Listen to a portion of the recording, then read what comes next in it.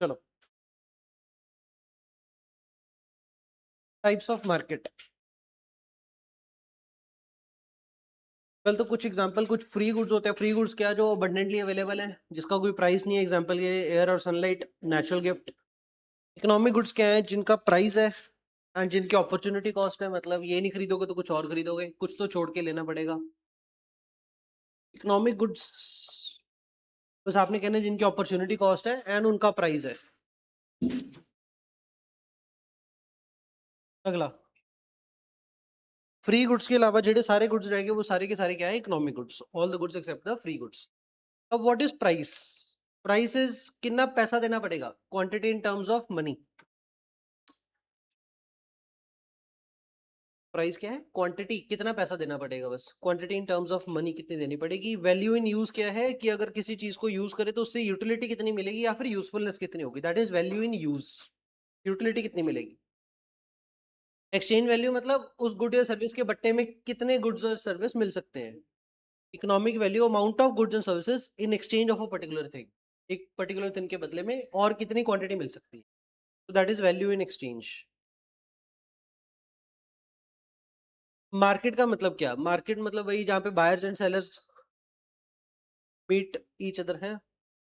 कहते मार्केट वो होगी जहाँ पे बायर्स एंड सेलर्स होने चाहिए, कोई प्रोडक्ट होना चाहिए, bargaining power for a price होनी चाहिए, मतलब कस्टमर्स चाहे तो प्राइस का मूल भाव कर सकते हैं ऊपर नीचे। नॉलेज होनी चाहिए about the market condition and one price for a product at a given time. Particular time पे एक सिंगल प्राइस होना चाहिए। तो ये जहां जहां पे ये सब चीजें होंगी तो वहां पे क्या हो जाएगी, उसको मार्केट बोल देंगे। एग्जाम्पल के लिए नेशनल स्टॉक एक्सचेंज, अब को फिजिकल प्लेस नहीं है पर उधर ये सारे फीचर्स एग्जिस्ट कर रहे हैं, तो नेशनल स्टॉक एक्सचेंज को भी मार्केट बोल दिया, stock exchange. Classification of market, market on the basis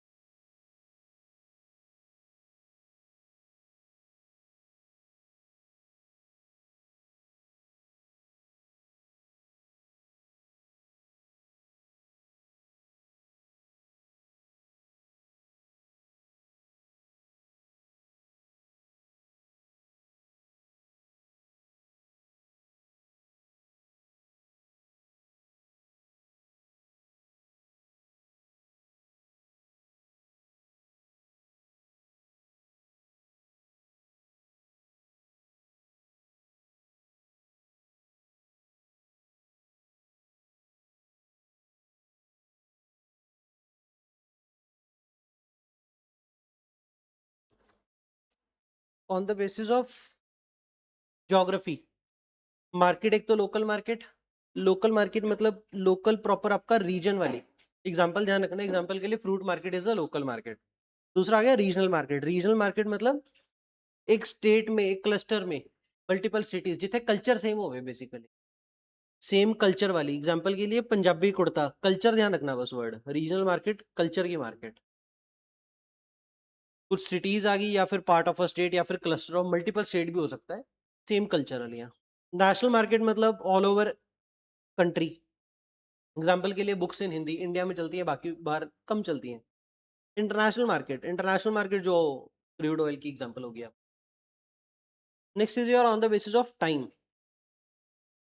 एक वो बता ना, बिजनेस साइकिल क्यों आते हैं, पे गऊ क्या कह के गया था? क्या चीज?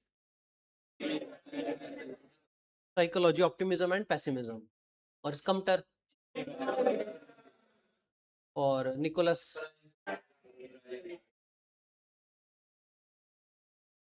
Next, on the basis of time. Time के बेसिस पे या तो वेरी शॉर्ट मार्केट या short period market. Very short period market में क्या आ जाएगा? पेरिशेबल, वही फ्रूट्स एंड वेजिटेबल। जिस वेरी शॉर्ट मार्केट में क्या सप्लाई क्या रहती है? फिक्स, एकदम से इंक्रीज नहीं कर पाओगे। एंड जो प्राइस है वो डिपेंडेंट है only on the demand. Next is a short period market. Short period market मतलब जहां पे कम से कम एक फिक्स या कम से कम एक वेरिएबल, एक फिक्स्ड इंक्रीजिंग वेरिएबल फैक्टर, बस ठीक है। लॉन्ग पीरियड मार्केट जहां पे आप स्केल ऑफ प्रोडक्शन चेंज कर सकते हो, मतलब all the factors are variable. Very long period market क्या है? सेकुलर पीरियड, जहां पे सेकुलर मूवमेंट देखी जाती है। एग्जांपल के लिए पॉपुलेशन का साइज ही बढ़ गया, तो वेरी लॉन्ग पीरियड।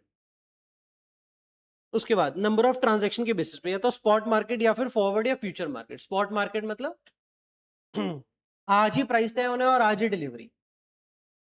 और फॉरवर्ड फ्यूचर मार्केट में क्या, प्राइस तो आज डिटरमाइन होगा पर फ्यूचर में डिलीवरी होगी, डिलीवरी ऑफ द गुड्स या services at a future date. Regulation के बेसिस पे, या तो रेगुलेटेड या फिर अनरेगुलेटेड। रेगुलेटेड जहां पे कोई रेगुलेटरी बॉडी हो, insurance, bank, telecom.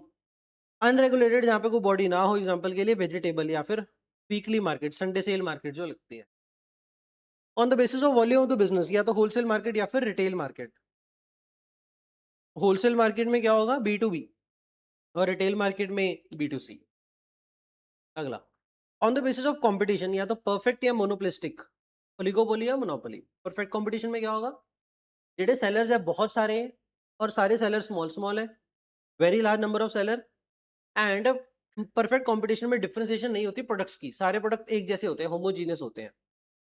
Price elasticity of demand क्या रहती है? मतलब थोड़ा सा प्राइस बढ़ाने से उसकी सप्लाई, उसकी जितना माल बेचेगा वो एकदम से गिर जाएगा, तो infinity. Degree of control over price कुछ भी नहीं होता, मार्केट डिटरमाइन करेगी प्राइस, जो मार्केट ने डिटरमाइन करती है वही अडॉप्ट करना पड़ेगा। तो degree of control over price none. Monopolistic में क्या होगा? मोनोपोली में सिर्फ सिंगल सेलर, ओलिगोपोली में दो चार सेलर, मोनोपोलिस्टिक में दो चार से ज्यादा। पर डिफरेंशिएशन पॉसिबल है। इधर क्या है? डिफरेंशिएशन पॉसिबल है कहां पे? मोनोपोलिस्टिक में। अब मोनोपोलिस्टिक में डिफरेंशिएशन कितनी पॉसिबल है? एक्सट्रीम। ये डिफरेंशिएशन करते कैसे? अपनी ब्रांडिंग वगैरह करके। तो मोनोपोलिस्टिक में डिफरेंशिएशन पॉसिबल है, नंबर ऑफ सेलर इधर भी बहुत सारे होते हैं, प्राइस इलास्टिसिटी वेरी हाई, क्योंकि ऑल्टरनेट्स काफी हैं। इधर क्या है? लार्ज नंबर ऑफ सेलर होने की वजह से ऑल्टरनेट काफी है, तो प्राइस इलास्टिसिटी क्या रहती है? हाई रहती है। मतलब अगर प्राइस बढ़ाएंगे तो डिमांड कम होगी। उधर से कंट्रोल ओवर प्राइस ठीक ठाक होता है, मतलब ज्यादा नहीं। कि अगर चिप्स कुरकुरे की सेगमेंट है 10 रुपए वाली, तो 10 रुपए की रहेगी, उससे ज्यादा बाहर नहीं जा सकते। तो ज्यादा नहीं है, थोड़ा बहुत ही है।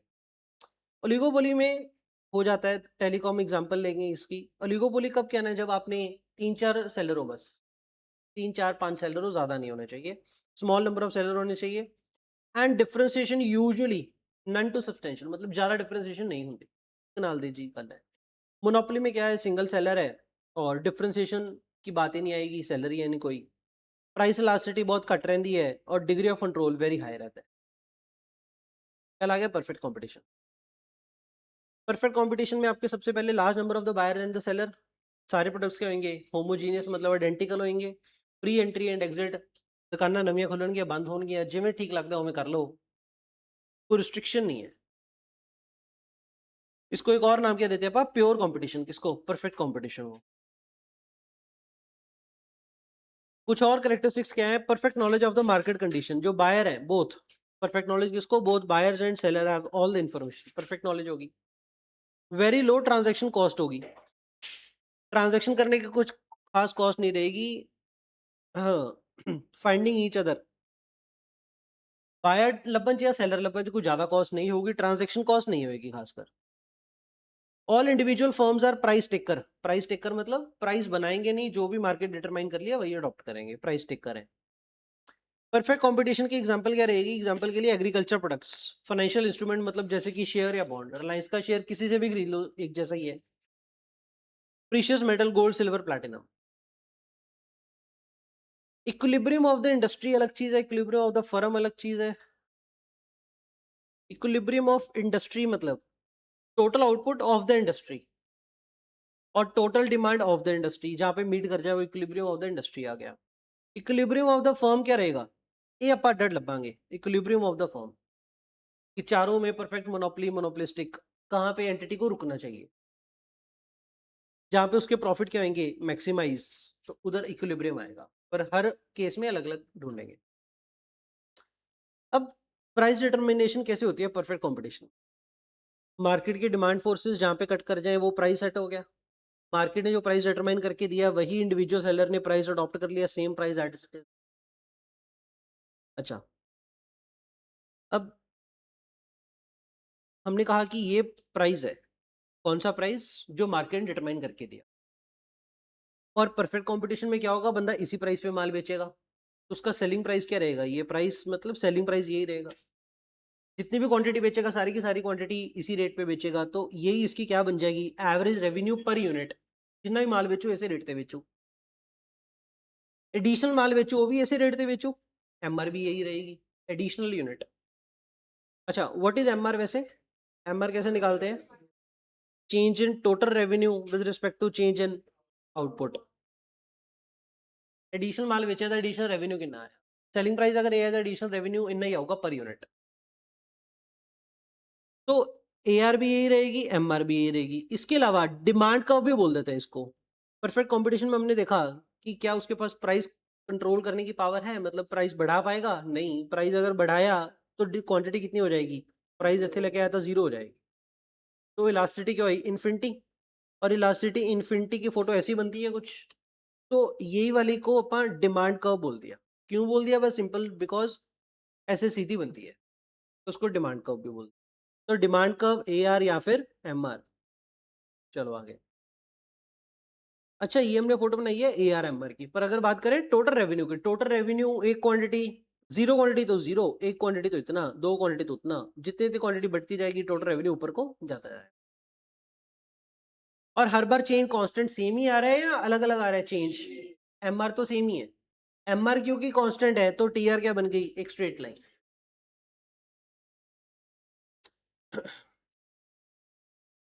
क्या M R slope of T R? Yes और नो? यस। ये जितने सारे मार्जिनल होंगे टोटल के स्लोप है, क्योंकि एम आर कॉन्स्टेंट तो टी आर की स्लोप कॉन्स्टेंट। अगला, ओपी क्या है? OP, OP is the price fix through the intersection. होगी ये सारी कहानी। Condition for equilibrium. Perfect competition में इक्विलिब्रियम कहाँ पे आएगा? परफेक्ट कंपटीशन में कहते हैं इक्विलिब्रियम वहां पे आएगा जहां पे M R is equal to MCO. M R equal to MC यहाँ पे भी है और M R equal to MC यहाँ पे भी है। हमने फोटो बना ली ऐसे curve, U shape, MC curve, और ये स्ट्रेट लाइन कौन सी आपकी? M R curve. अब दो आपके दो पे मीट हो रहे हैं। पर अगर इधर बात करें, इधर इससे पहले क्या था? कॉस्ट ज्यादा सी, रेवेन्यू घट सी, तो हम तक घाटा ही खाता है। इतना एरिया तो क्या था? ये लॉस वाली था, क्योंकि कॉस्ट ज्यादा थी और रेवेन्यू कम था, तो ऊपर वाला लॉस था। तो इधर तो आपका इक्विलिब्रियम नहीं हो सकता, क्योंकि इक्विलिब्रियम वाला पॉइंट कौन सा रहेगा? जहां पे आपका प्रॉफिट क्या रहेगा? मैक्सिमम। अब आगे चले, इधर क्या सीन है? इससे पहले पहले रेवेन्यू ऊपर था और कॉस्ट कहां पे थी? नीचे। रेवेन्यू ज्यादा था, कॉस्ट घट सी था, कि आ गया प्रॉफिट एरिया आ गया बचाले। तो ये डिफरेंस क्या है आपका? Shaded area is your profit, क्योंकि रेवेन्यू ज्यादा था, कॉस्ट कट सी। एंड एस पॉइंट पे की हो रहा है? ਹੁਣ ਤੱਕ ਰੈਵਨਿਊ ਜ਼ਿਆਦਾ ਸੀ, ਕਾਸਟ ਘੱਟ ਸੀ, ਵੇਚਦੇ ਆਏ। पर इधर अगर अगला यूनिट बेचिए, एडिशनल यूनिट, तो एडिशनल यूनिट की कॉस्ट ऊपर होगी और रेवेन्यू नीचे होगा, तो एडिशनल यूनिट बेचे का फायदा तो है नहीं। तो this is your equilibrium point. अच्छा, आर को इक्विलिब्रियम पॉइंट कह सकते हो और ये Q2 को इक्विलिब्रियम क्वांटिटी कह सकते हो, दोनों ही। ऊपर वाला भी इक्विलिब्रियम, नीचे वाला भी इक्विलिब्रियम, नीचे वाला इक्विलिब्रियम क्वांटिटी, ऊपर वाला इक्विलिब्रियम पॉइंट। तो हम कहेंगे सर कि परफेक्ट कंपटीशन शॉर्ट रन में, परफेक्ट कंपटीशन और शॉर्ट रन में इक्विलिब्रियम कब आएगा? जब M R equal to MC हो एंड एमसी इज राइजिंग।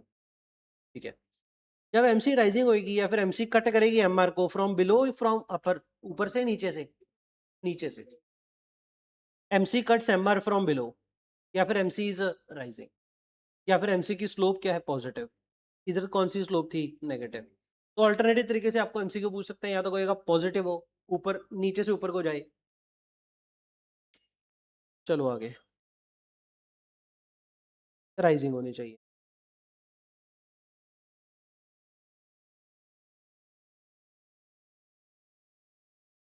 अब बात ध्यान से सुनो, अगर हम कहें दिस इज योर एमआर या फिर एआर, एक ही बात है। This is your MC. अगर हमें रुकना है तो किधर रुकना है? इसी पॉइंट पे रुकना है।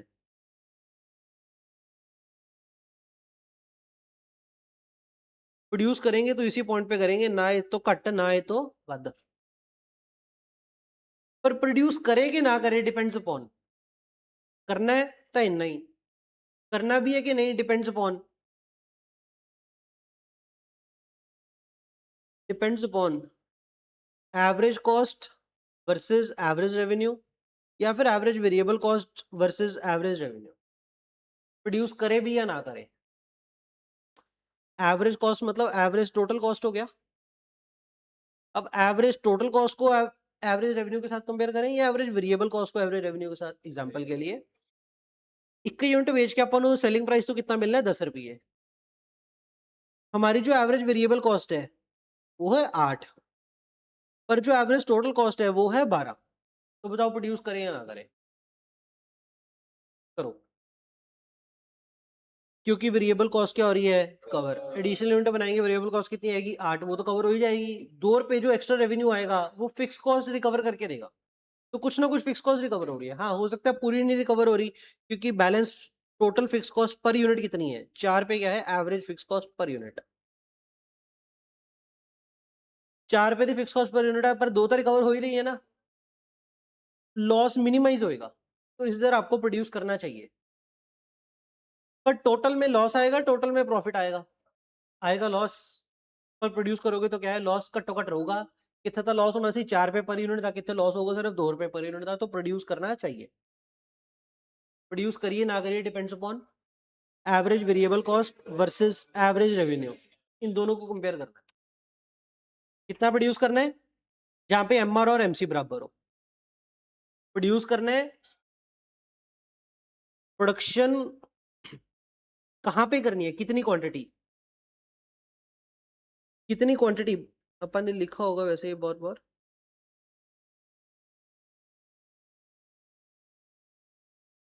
एमआर और एमसी आपको बताएंगे कितनी क्वांटिटी।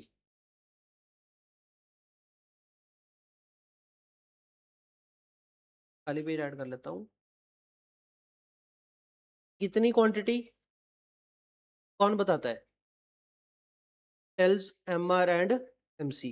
कितनी क्वांटिटी, वेदर टू प्रोड्यूस और नॉट, कौन बताता है? टोल्ड बाय, कौन बताता है?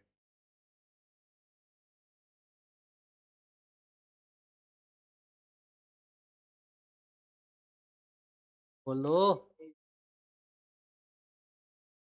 एमआर एंड एमसी डिटरमाइंस कितनी क्वांटिटी। और A V C and A R क्या डिटरमाइन करते हैं? वेदर टू प्रोड्यूस और नॉट।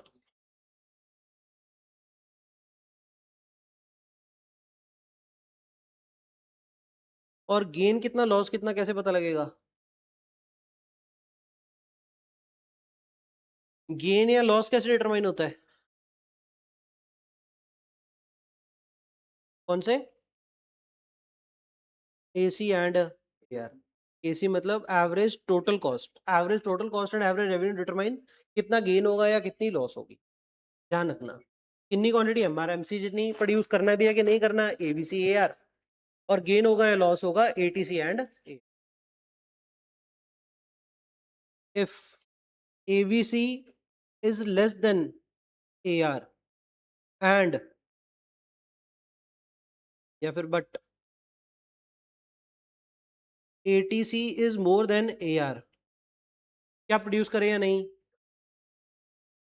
लॉस आएगा गेन आएगा? लॉस आएगा। स्टिल प्रोड्यूस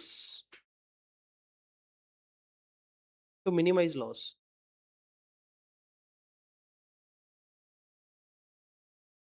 याद आ गई ये बातें? अब पता क्या है, ਜਦੋਂ ਆਪਾਂ ਕਿਹਾ ਵੀ ਕਿੰਨੀ quantity MR equal to MC ਜਿੱਥੇ ਮੀਟ ਕਰਦੀ ਹੈ ਇੰਨੀ ਕੁਆਂਟੀਟੀ, ਤਾਂ ਜਿਹੜੀ ABC देखनी है या AC देखनी है इसे पॉइंट पे देखनी है। अच्छा ABC की कर्व बनाओ। ABC की कर्व जब ਜਦੋਂ MC गिर रही है ABC थल्ले हो कि उत्ते हो? ABC ऊपर हो थल्ले हो? ਜਦੋਂ MC गिर रही है, MC गिर रही है, ABC ऊपर हो नीचे हो? ऊपर हो, क्योंकि जो भी करेगी MC ज्यादा करेगी, अगर गिर रहे हैं तो MC ज्यादा गिरेगी तो MC नीचे होगी, नीचे आके ऊपर को आएगी। This is your. अच्छा एक और बात, ਜਦੋਂ ਵੱਧ ਰਹੀ ਹੈ ਕਿਹੜੀ ਉੱਤੇ ਹੋ? MC ਵਧਣ ਲੱਗੇ भी MC ज्यादा ਵਧू।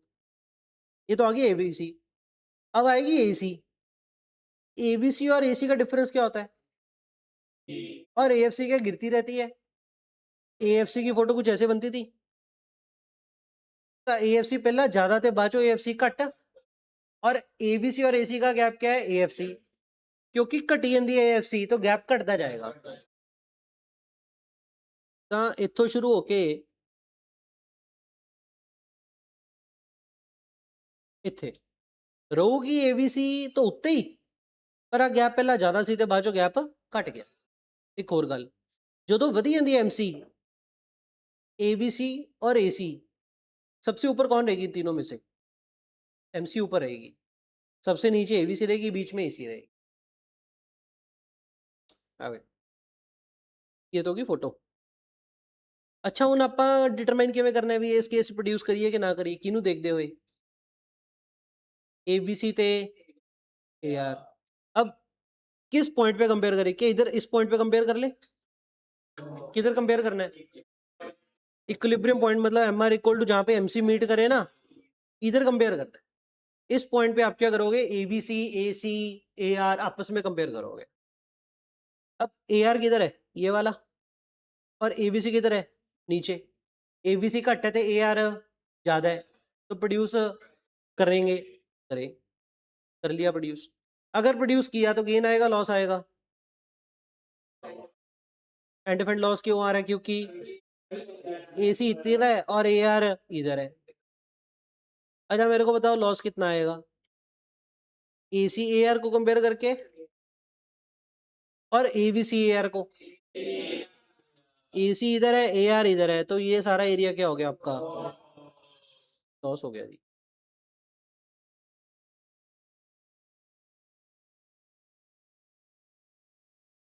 दिस इज योर लॉस का एरिया।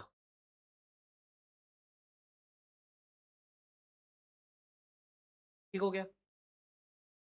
इसी फोटो में अगर हम ऐसा कर दें,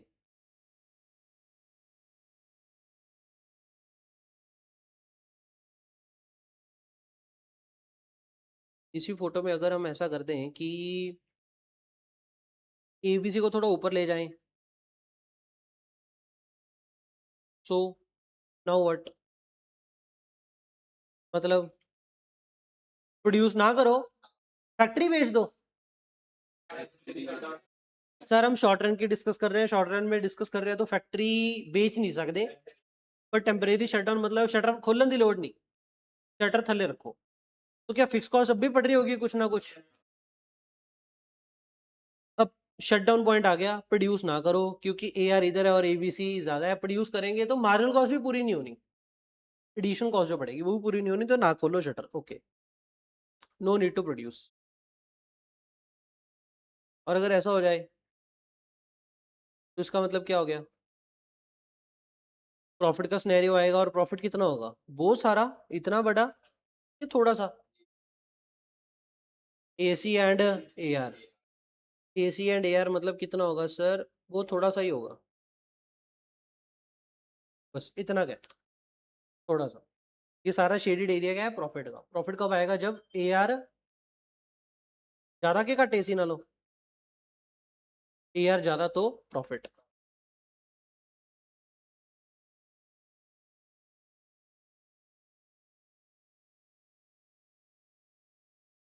और अगर ए आर और एसी मीट कर जाए, आपस में टच कर जाए, तो एवरेज रेवेन्यू एवरेज कॉस्ट बराबर होगी, नो प्रॉफिट नो लॉस, जिसका नाम क्या होता है?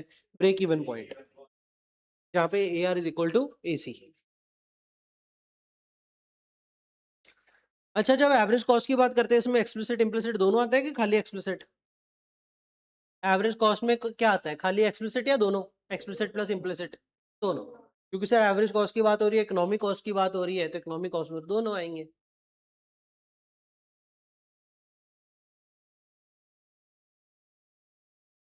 अच्छा, जब हम बोलते हैं ब्रेक इवन पॉइंट, सुनना, जब हम बोलते हैं break even point, no profit no loss, ए नो अकाउंटिंग प्रॉफिट की no economic profit?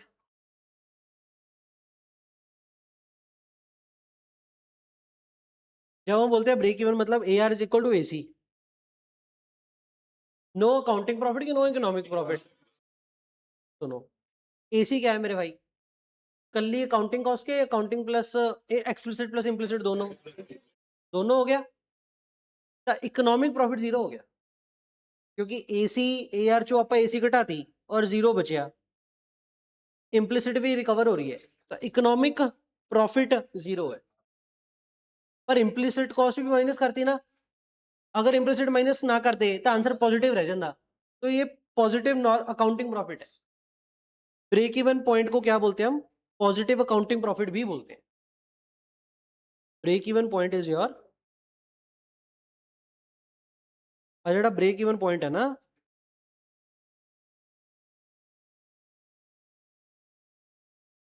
A R equal to A C, economic profit क्या होगा? जीरो, बट अकाउंटिंग प्रॉफिट क्या होगा? पॉजिटिव।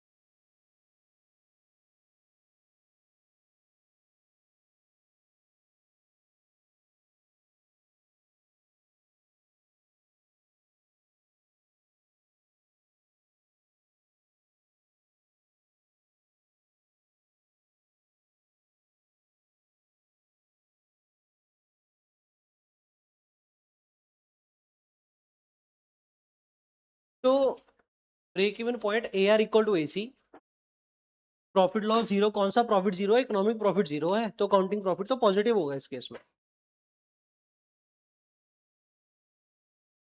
हो गया जी।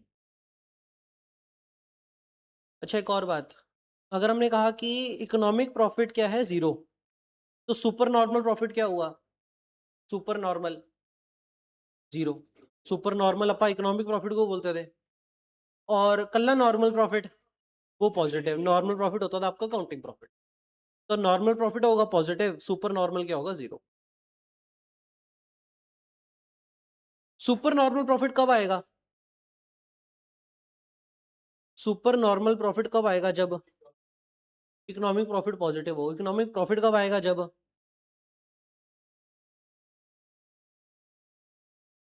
Average revenue is more then AC, तो आपका क्या होगा? Super normal profit.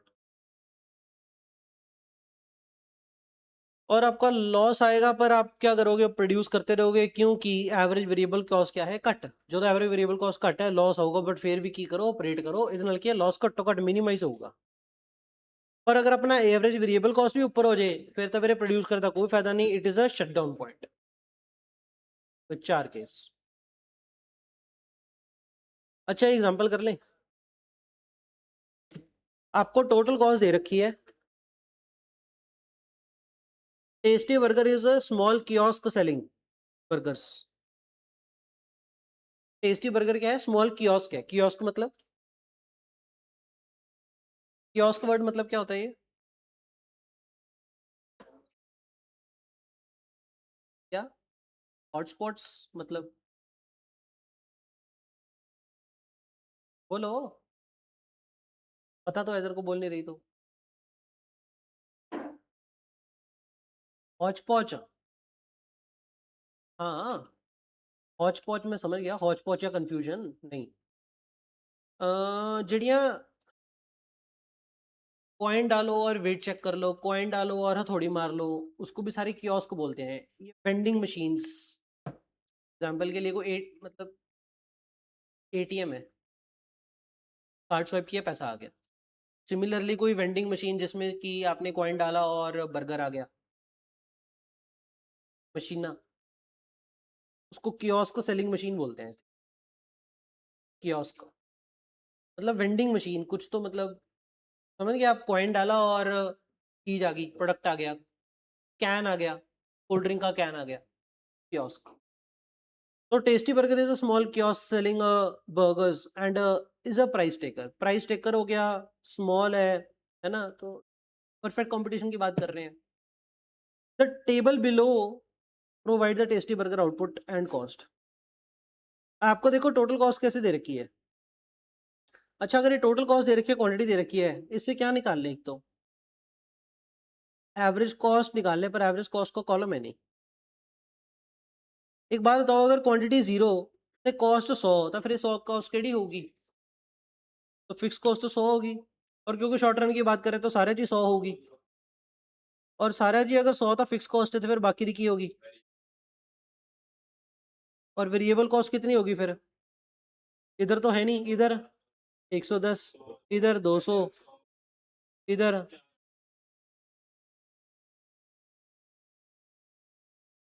Total variable cost ढूंढ ली। टीवी से डिवाइड बाय क्वांटिटी करेंगे तो क्या आएगा? कितनी होगी?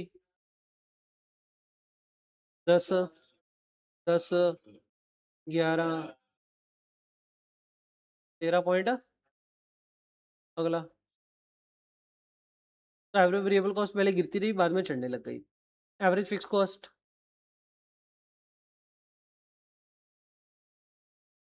10, 5, 3.33 बढ़ती जा रही है। चलो कितना हो गया? 100/40, 2.5, 100/5 2, 100/60। मार्जिनल कॉस्ट क्या आएगी?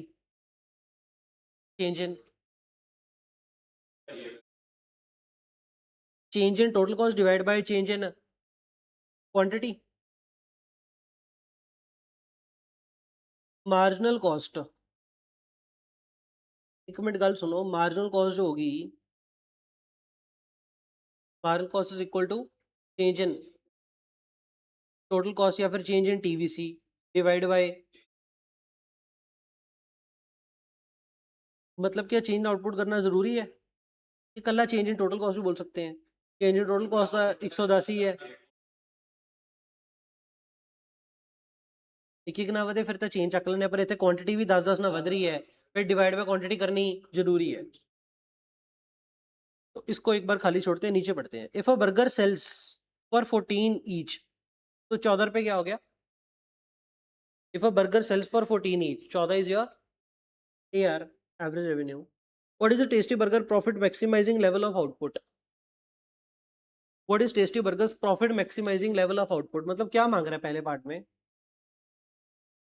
Profit maximising level of output, ओहो लेवल ऑफ आउटपुट जिथे प्रॉफिट की होगा मैक्सिमम की मांग रहे हैं क्या? क्या मांग रहा है पहले में? रिक्वायरमेंट की है, प्रॉफिट लबना है, लॉस लबना है, कि क्वांटिटी लबनी है? What is tasty burgers profit maximising level of output? Level of output ढूंढना है आपने, क्वांटिटी ढूंढनी है। कौन सी केड़ी क्वांटिटी लबनी हुई? इक्विलिब्रियम क्वांटिटी कहाँ पे होगी? जहाँ पे इक्विलिब्रियम क्वांटिटी कहाँ पे होगी? जहाँ पे MR इज इक्वल टू, अब MR कितना है? 14, तो MCP कितना होना चाहिए? 14। आप क्या करो, आपको sir change in total TVC कितना है, जिमें कि या तो 110 या वाला 110, 110 डिवाइड बाय 10 कितना हो गया? 11। उसके बाद कितना चेंज है ये?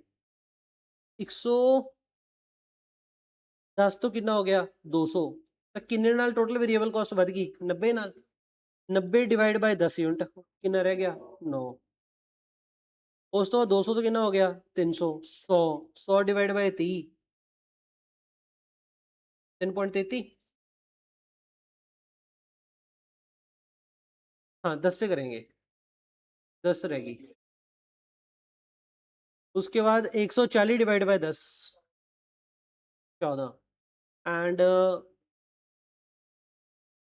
150, 250, 250 डिवाइड बाय 10, 25। उसके बाद ये 960 माइनस 690, 270, 270 बटा 60। सही, दिस इज योर MC। तो MR इक्वल टू MC कितनी क्वांटिटी पे? 14 तो MC है, MR भी 14, MC भी 14, कितनी क्वांटिटी थे? 40 थे। तो 40 क्या आ गया आपका? 40 बर्गर अगर बेचोगे तो MR इज इक्वल टू क्या रहेगा? तो 40 आ गया, क्वांटिटी लबनी है, क्वांटिटी कितनी आ गया? पहले का answer 40।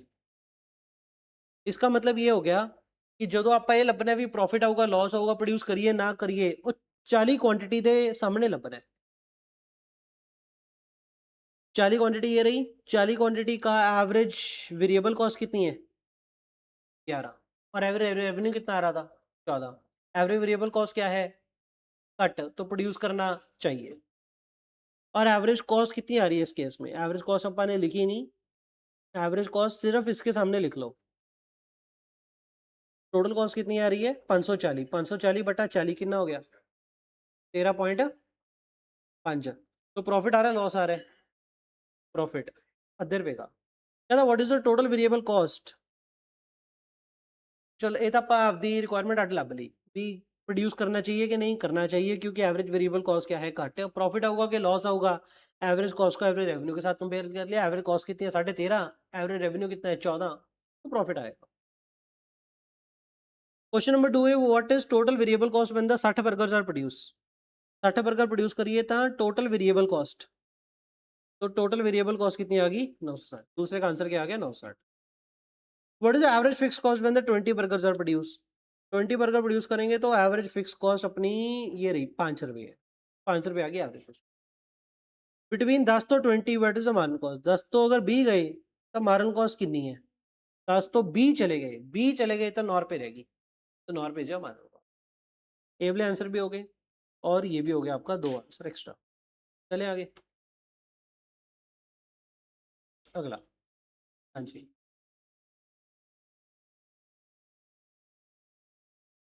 ABC is equal to AR operate करना चाहिए मेरे हिसाब से।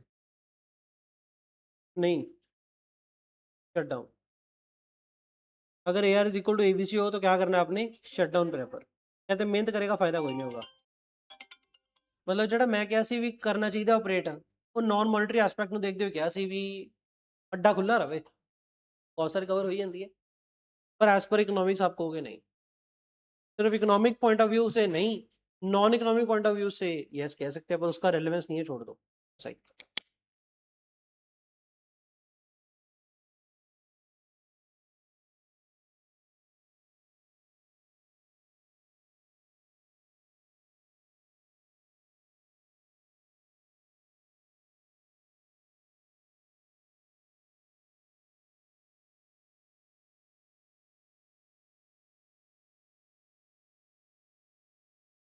तो शॉर्ट रन में हमने देखा कि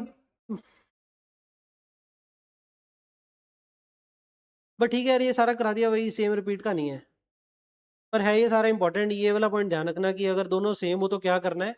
शट डाउन करके आना है, ऑपरेट नहीं करना। जब AR इज इक्वल टू क्या हो? ABC, तो शट डाउन।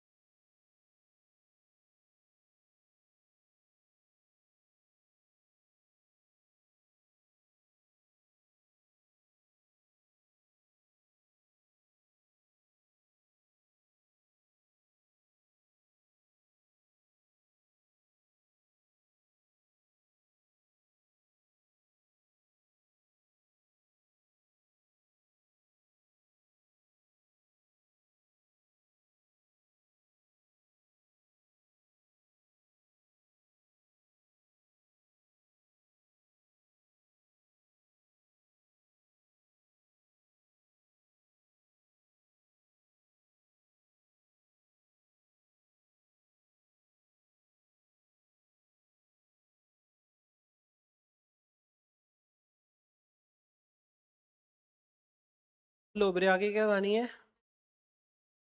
लॉन्ग रन आ गया।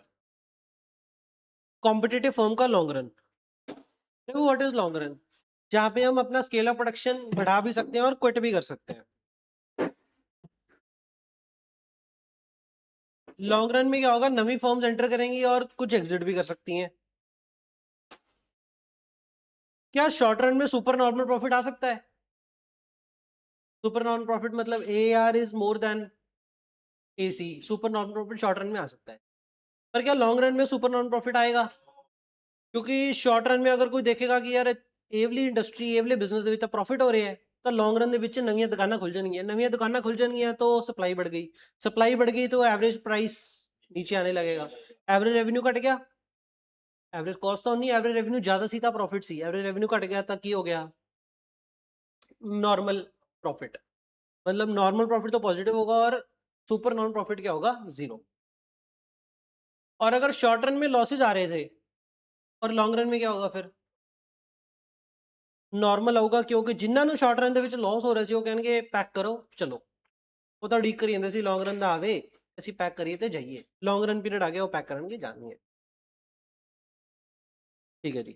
तो ऐसे करके लॉन्ग रन में क्या होगा, हमेशा नॉर्मल प्रॉफिट्स ही होंगे। अगर नॉर्मल प्रॉफिट होगा मतलब कि है A R is equal to A C, तो फोटो कैसी बनेगी? ये फोटो कौन सी है आपकी? ए आर की।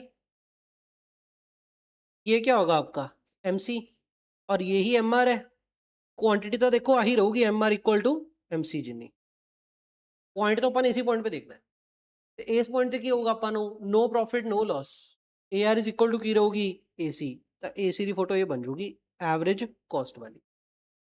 अच्छा लॉन्ग रन च खड़े तो this is your long run average cost और आपका long run marginal. Long run average revenue, long run marginal revenue, तो सारे इसी पॉइंट पे होंगे। इसी पॉइंट पे क्या होगा? शॉर्ट रन भी इसी पॉइंट पे, लॉन्ग रन भी इसी पॉइंट पे। Short run long run long.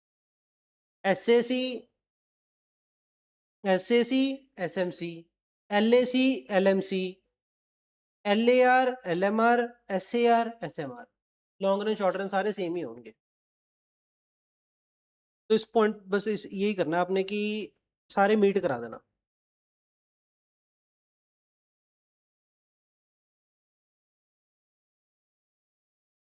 देखो इधर ना S M C, S A C one और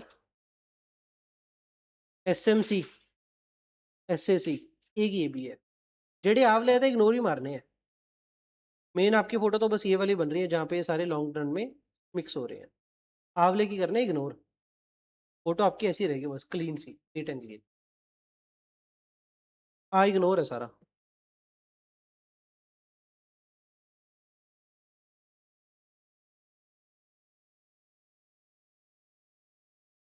इतना ये दिखा रहे हैं कि शॉर्ट रन ਦੇ ਵਿੱਚ अगर आ सीन सी, शॉर्ट रन में क्या सीन था?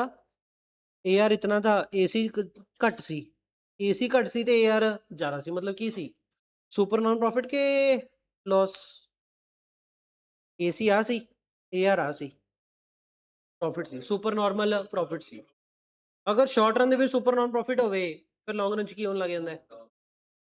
ਫਰਮਾਂ ਵਧਣ ਲੱਗ ਜਾਂਦੀ ਹੈ, ਸੈਲਰਸ ਵਧਣ ਲੱਗ ਜਾਂਦੇ, ਸੈਲਰ ਵਧਣ ਲੱਗ ਜਾਂਦੇ ਆ ਤਾਂ ਸਪਲਾਈ ਵਧਣ ਲੱਗ ਜਾਂਦੀ ਹੈ। ਤਾਂ ਆਪਾਂ ਇਹ ਦਿਖਾਇਆ ਵੀ ਸਪਲਾਈ ਵਧ ਗਈ। सप्लाई का मतलब ये रही ऊपर को जाती हुई है ना, राइट वर्ड शिफ्ट होगी। इसे प्राइस से पहले इन्नी क्वांटिटी सी, ਹੁਣ ਇੰਨੀ क्वांटिटी हो गई, सप्लाई बढ़ गई। राइट वर्ड शिफ्ट होगी। राइट वर्ड शिफ्ट होने के कारण क्या? डिमांड उन्नी की है, नवा प्राइस आ डिटरमाइन हो गया। जेड़ा नवा प्राइस डिटरमाइन हो गया ये लॉन्ग रन का प्राइस है। तो इस फोटो में पता है क्या दिखाया गया है? शॉर्ट रन में ऐसा सीन था, लॉन्ग रन में फिर ये हो गया। लॉन्ग रन में ये होने के बाद नवा प्राइस आवला आ गया। नवा प्राइस जब आवला आ गया फिर लॉन्ग रन ਦੇ ਵਿੱਚ ਕੀ ਆਊਗਾ? ਫਿਰ ਲੌਂਗ ਰਨ ਦੇ ਵਿੱਚ अपना पॉइंट इत्थे आऊगा, फोटो आ बनूगी। This is your long run का point, this is was your short run old. चले आगे। लॉन्ग रन बस इतना ही था। अगला आ जाओ long run equilibrium of the industry. Same ही बनना है, बस फर्क क्या है कि ये डिमांड एंड सप्लाई कर्व किसकी बननी है? पूरी इंडस्ट्री की, और कुछ भी खास नहीं इसमें।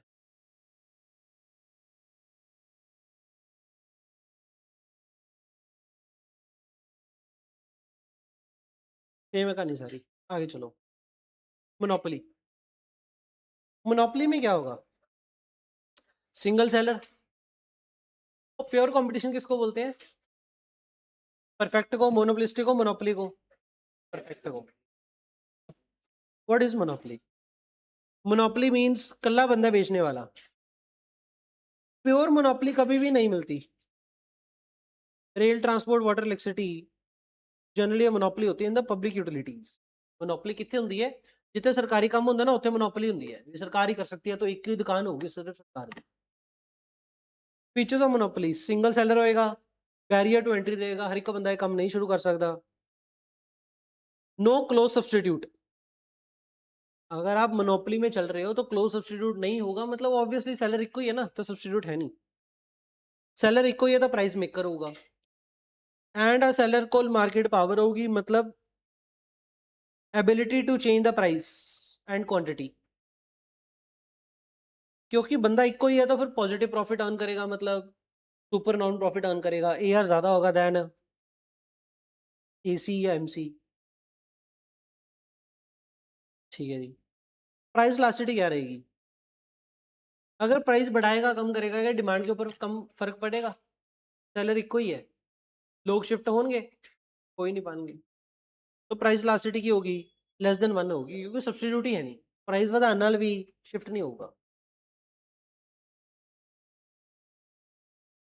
अच्छा एक गल दसो,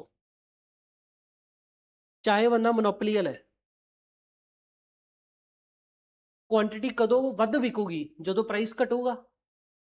ਜਿਵੇਂ ਜਿਵੇਂ ਬੰਦਾ ਪ੍ਰਾਈਸ ਘਟਾਉਂਦਾ ਜਾਊਗਾ ਉਵੇਂ ਉਵੇਂ क्वांटिटी ਵੱਧ ਵਿਕਦੀ ਜਾਊਗੀ। लॉ ऑफ डिमांड तो काम करेगा ही।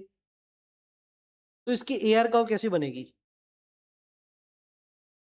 Average revenue. What is average revenue? Average revenue is your selling price.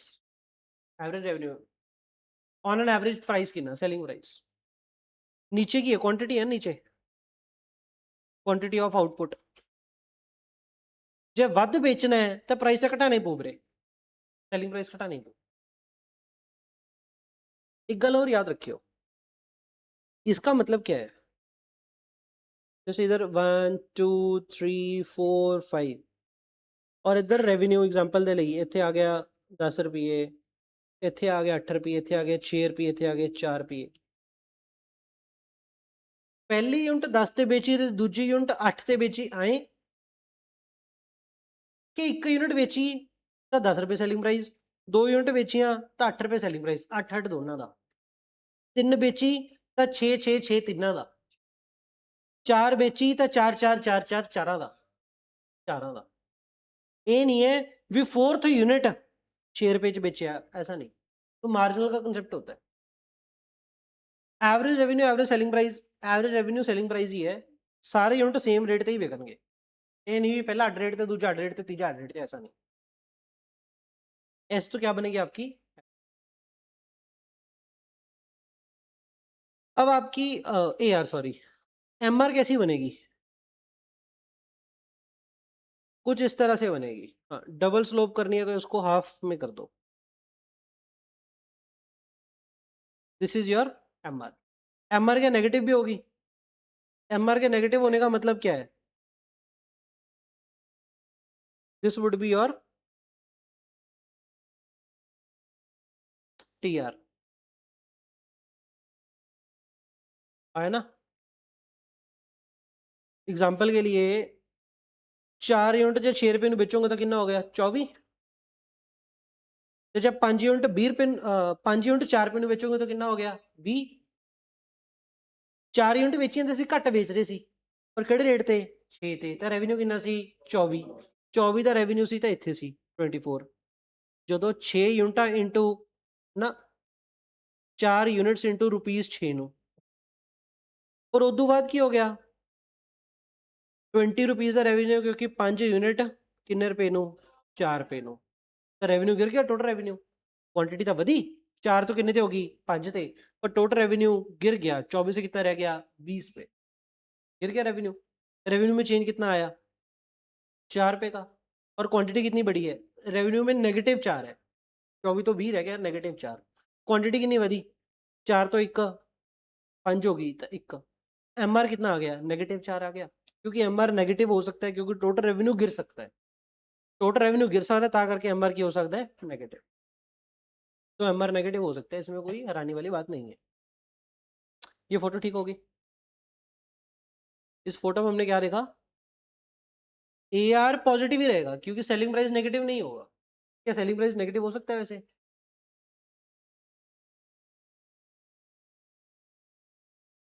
मैंने आपको एक केस बताया था, हुआ था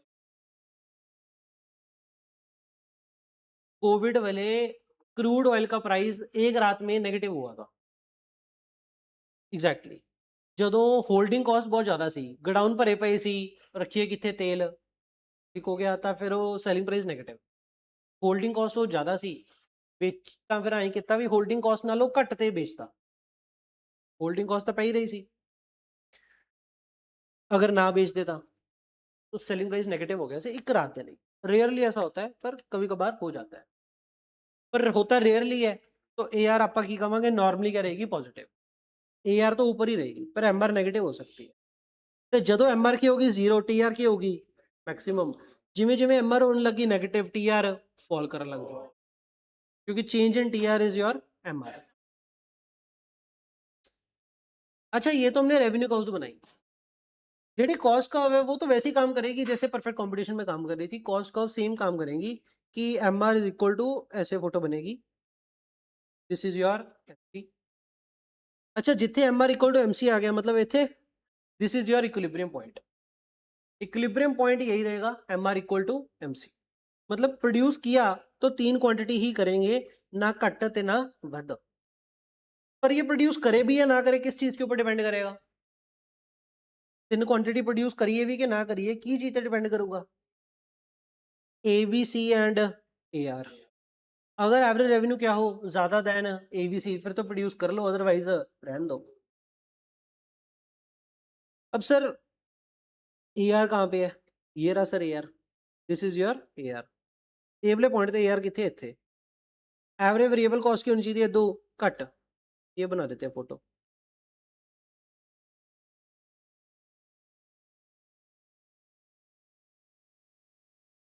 this is your average variable cost. Average variable cost इस पॉइंट तक कितने है, average variable cost, this is your average revenue. और इन दोनों का डिफरेंस क्या होगा? क्या ये प्रॉफिट है? This is not the profit. Profit क्या होता है? किसको कंपेयर करके, ए सी एंड ए आर। ए सी की फोटो बनानी पड़ेगी।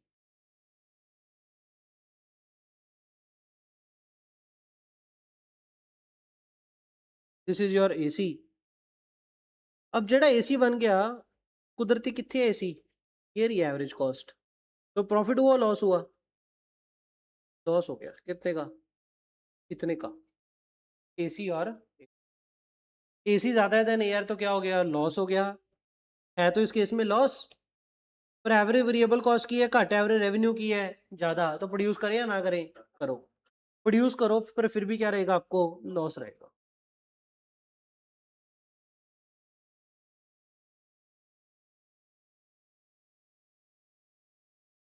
अच्छा, मोनोपोली क्या था, दो तरीके की होती है, एक तो सिंपल मोनोपोली और एक डिस्क्रिमिनेटिंग मोनोपोली।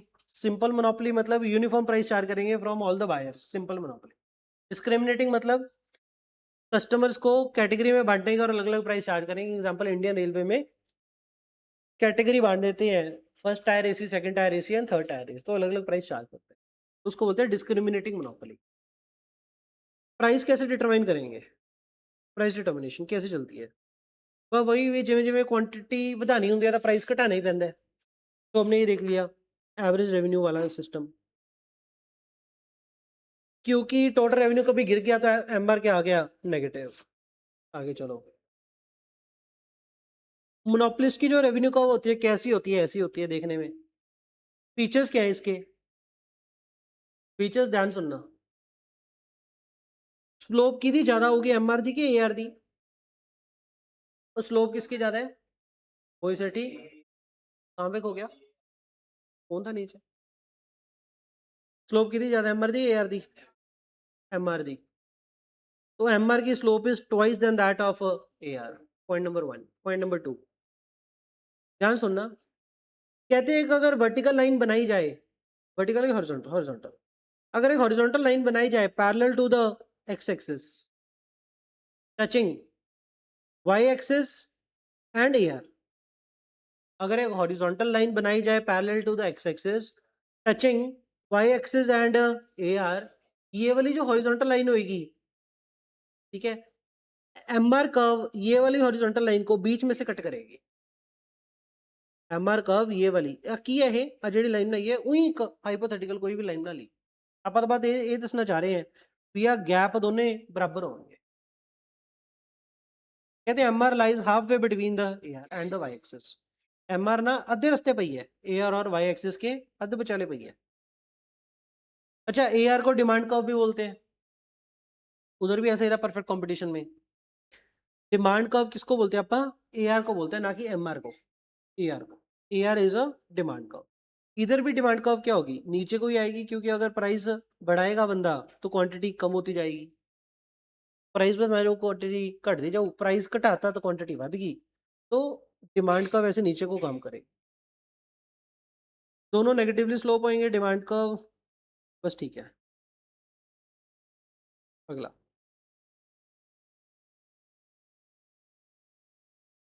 अच्छा इधर क्या है? टी आर इंक्रीज पर increase at diminishing rate, increasing rate, increasing decreasing?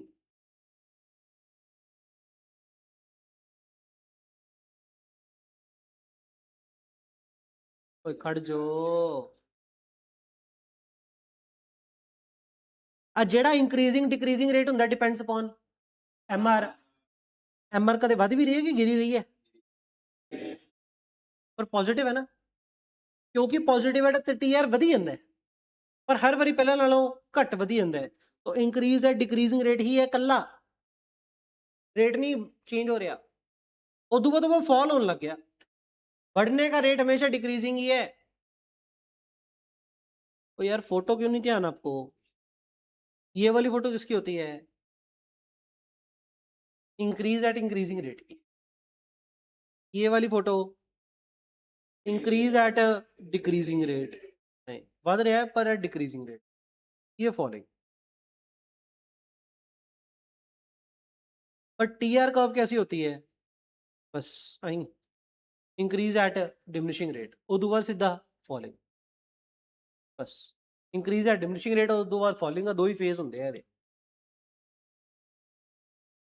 तो T R increase at diminishing rate कब तक? जब तक एम आर क्या रहेगा? पॉजिटिव। पर एम आर क्योंकि फॉल कर रहा है तो टी आर बढ़ेगी पर एट डिमिनिशिंग रेट। ठीक है जी, इन्वर्टेड यू शेप होती है। आगे चलो, ये देखियो क्या है, अगर आउटपुट 20 से कितनी हो जाए? 30, T R increase from 400 to 500। अगर क्वांटिटी कितनी है बी तो कितनी होगी? 30, टोटल रेवेन्यू 400 तो कितना हो गया? 500। एम आर बताना है, एम आर कैसे ढूंढोगे? 100/10 तो कितना हो गया?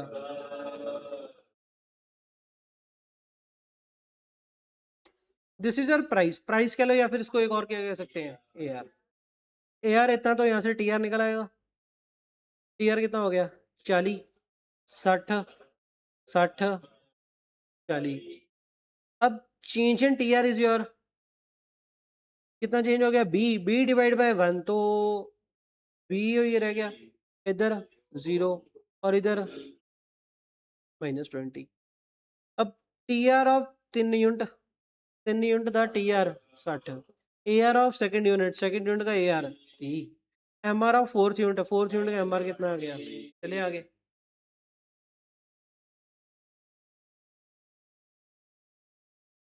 तो conditions for equilibrium in the monopoly, condition equilibrium की सेम रहेगी कि कितनी क्वांटिटी ने रुकना है। इक्विलिब्रियम का मतलब क्या है? कितनी क्वांटिटी पे रुकना है, वो सेम रहेगा जहां पे एम आर इक्वल टू क्या हो? MC, and MC should cut from below, मतलब MC should be rising.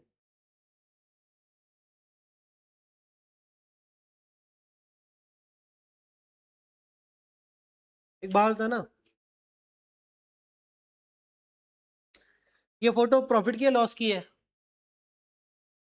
Average cost का वहां सी, कॉस्ट आ सी, रेवेन्यू आ सी, लॉस है ना डिफेंड। गल ये है मोनोपोली ਦੇ ਵਿੱਚ लॉस भी हो सकता है, ये तो मोनोपोली है। 2 ਸਾਲ ਸ਼ਾਰਟ ਰਨ ਦੇ ਵਿੱਚ ਯੈਸ, क्योंकि शॉर्ट रन ਦੇ ਵਿੱਚ ਇਹ कॉस्ट कर्व्स फैक्ट्री के साइज से बनी हुई हैं, फैक्ट्री का साइज इतना तो लॉसेस आ सकते हैं।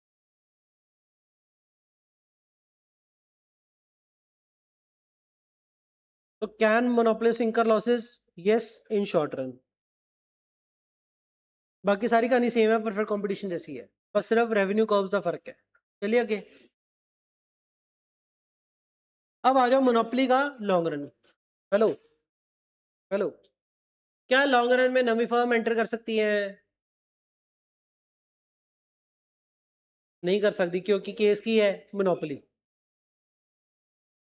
एंट्री औखी है, या तो कैपिटल कंस्ट्रेन है, या लाइसेंस है, या सरकार को ही है, रिस्ट्रिक्शन है ना, नवी फर्म एंटर नहीं कर सकती।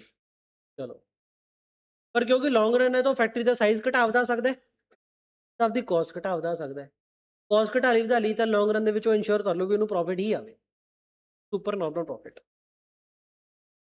तो सुपर नॉर्मल प्रॉफिट ही आएगा, सुपर नॉर्मल प्रॉफिट ओनली, कब? लॉन्ग रन में। ठीक है जी। अच्छा, क्या मिनिमम पॉइंट ऑफ एलएसी पे आना है? नहीं, एलएसी के मिनिमम पॉइंट पे आना जरूरी नहीं है, need not reach. He can produce at sub optimal level also. M R equal to M C, जिधर M R equal to M C उतना प्रोड्यूस करेंगे।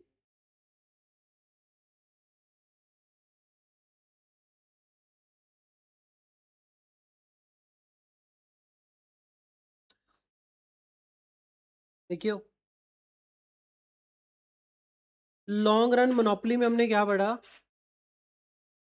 सुपर नॉर्मल प्रॉफिट ही आएंगे, actual output less than optimal quantity. Optimal quantity कितनी होती है?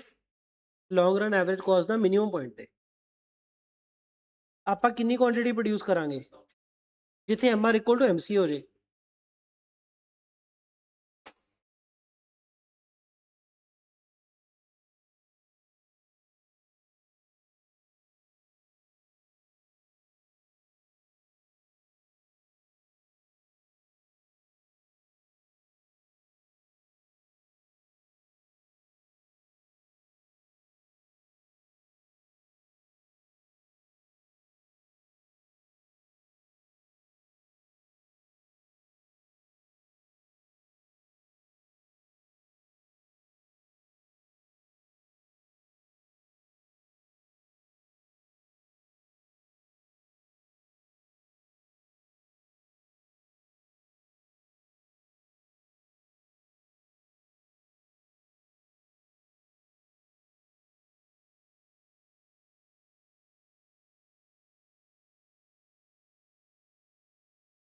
चलो आगे। अब ये क्या आ गया? M R A R and price elasticity of the demand. देखियो, हमने ये करा था कि डिमांड कर्व अगर ये हो आपकी, क्या A R is equal to demand curve? ठीक है, और ए आर की फोटो कैसी होती है? कुछ इस तरह से।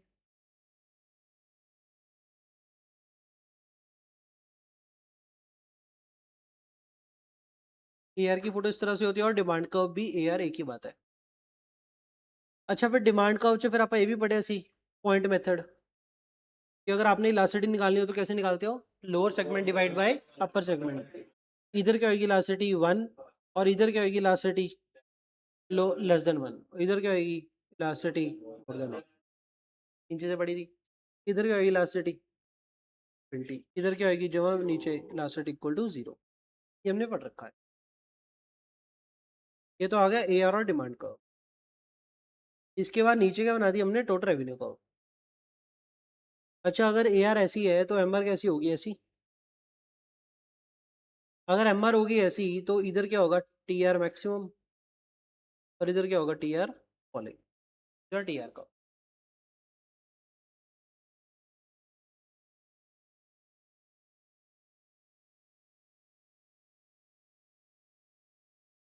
देखियो, एम आर इधर 0 किधर होगी? जब इलास्टिसिटी इक्वल टू 1 होगी, ऊपर अगर देखा जाए तो। ठीक हो गया। और जहाँ पे इलास्टिसिटी इक्वल टू 1 वहाँ पे टी आर क्या होगी? मैक्सिमम। ये तो फोटो देख के एनालिसिस है कि जहाँ पे इलास्टिसिटी इक्वल टू 1 थी वहाँ पे एमआर क्या था 0 एंड वहाँ पे टीआर क्या था मैक्सिमम। जब तक टीआर राइजिंग था एमआर क्या था पॉजिटिव एंड इलास्टिसिटी उधर क्या थी मोर देन 1। तीन चीज़ें फोटो बना के तीन चीज़ें याद रखना नहीं है। इलास्टिसिटी मोर देन 1 है अगर तो एमआर आपका पॉजिटिव है और टीआर आपका राइजिंग है, और अगर इलास्टिसिटी लेस देन 1 है तो एमआर क्या है नेगेटिव एंड टीआर क्या है फॉलिंग। तो सही याद रखनी है। अगर इक्वल टू 1 है तो टीआर मैक्सिमम है, demand curve the mid point है, इलास्टिसिटी कितनी है इक्वल टू 1। इलास्टिसिटी अगर मोर देन 1 है तो एमआर अगर अपना पॉजिटिव है, टीआर अपनी राइजिंग है। राइजिंग तो शायद तो स्पेलिंग गलत हो गया मेरे, राइजिंग है। और डिमांड कर्व ਦੇ ਆਪਾਂ ਅਪਰ ਪੋਰਸ਼ਨ ਤੇ ਖੜੇ ਆ। डिमांड कर्व ਦੇ ਲੋਅਰ ਪੋਰਸ਼ਨ ਤੇ ਇਲਾਸਟਿਸਿਟੀ ਲੈਸ ਦੈਨ 1 ਹੁੰਦੀ ਹੈ, एमआर नेगेटिव ਹੁੰਦਾ, टीआर फॉलिंग ਹੁੰਦਾ है। डब्बा याद हो गया, टेबल याद करना है ये मेरे। उसके बाद एक फॉर्मूला है कुछ ऐसा कि MR is equal to A R into bracket, ये दो तरीके से 1 माइनस 1 अपॉन इलास्टिसिटी, या फिर ऐसे डिनोमिनेटर में अपन ने नीचे ई रख लिया तो ई माइनस 1, और प्राइस कह लो या एयर कह लो एक ही बात। दो चीजें याद रखना। एमआर कैसे निकालोगे, A R into 1 minus 1 upon elasticity. क्या है बताना, MR is equal to, MR is equal to 1 minus 1 upon E. इसको ऐसा भी लिख सकते हैं, E minus 1 upon A R is equal to M R, याद रखना। उसके बाद आ गया price discrimination. What is price discrimination? Added customer तो अडेड प्राइस चार्ज करना, इस प्राइस डिस्क्रिमिनेशन, प्राइस के बेसिस पे भेदभाव करना। अब प्राइस डिस्क्रिमिनेशन क्यों करते हैं? To earn the abnormal profit. Abnormal profit मतलब सुपर नॉर्मल। तो सुपर नॉर्मल प्रॉफिट अर्न करने के लिए मोनोपोलिस्ट लोग ऐसे प्राइस डिस्क्रिमिनेशन करते हैं।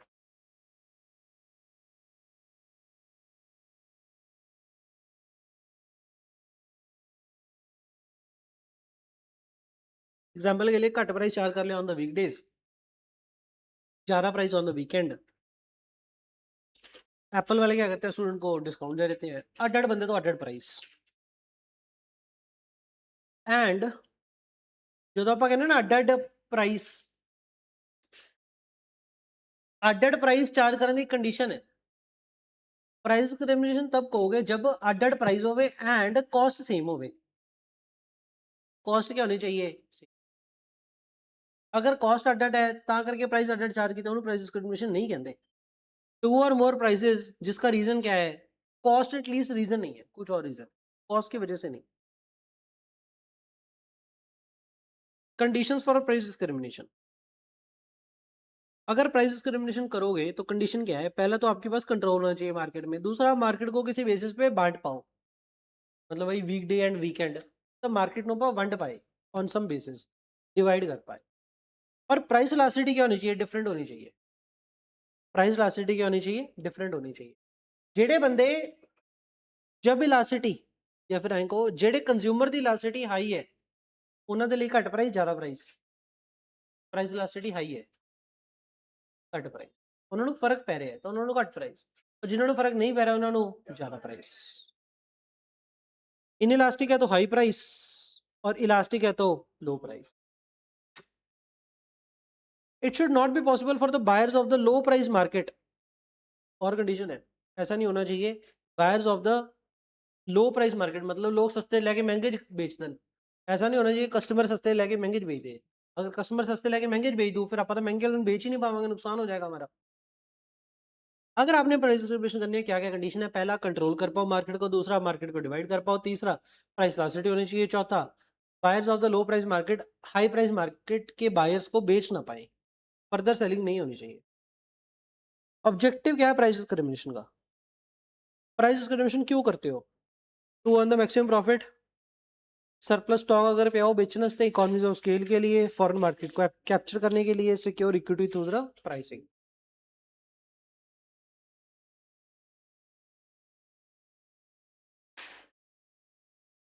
अगला पिगऊ। पिगऊ का क्या गया? पिगऊ देखो साइकोलॉजिकल बातें ही करता है। यहाँ पे भी साइकोलॉजिकल बातें कर रहे हैं कि नहीं?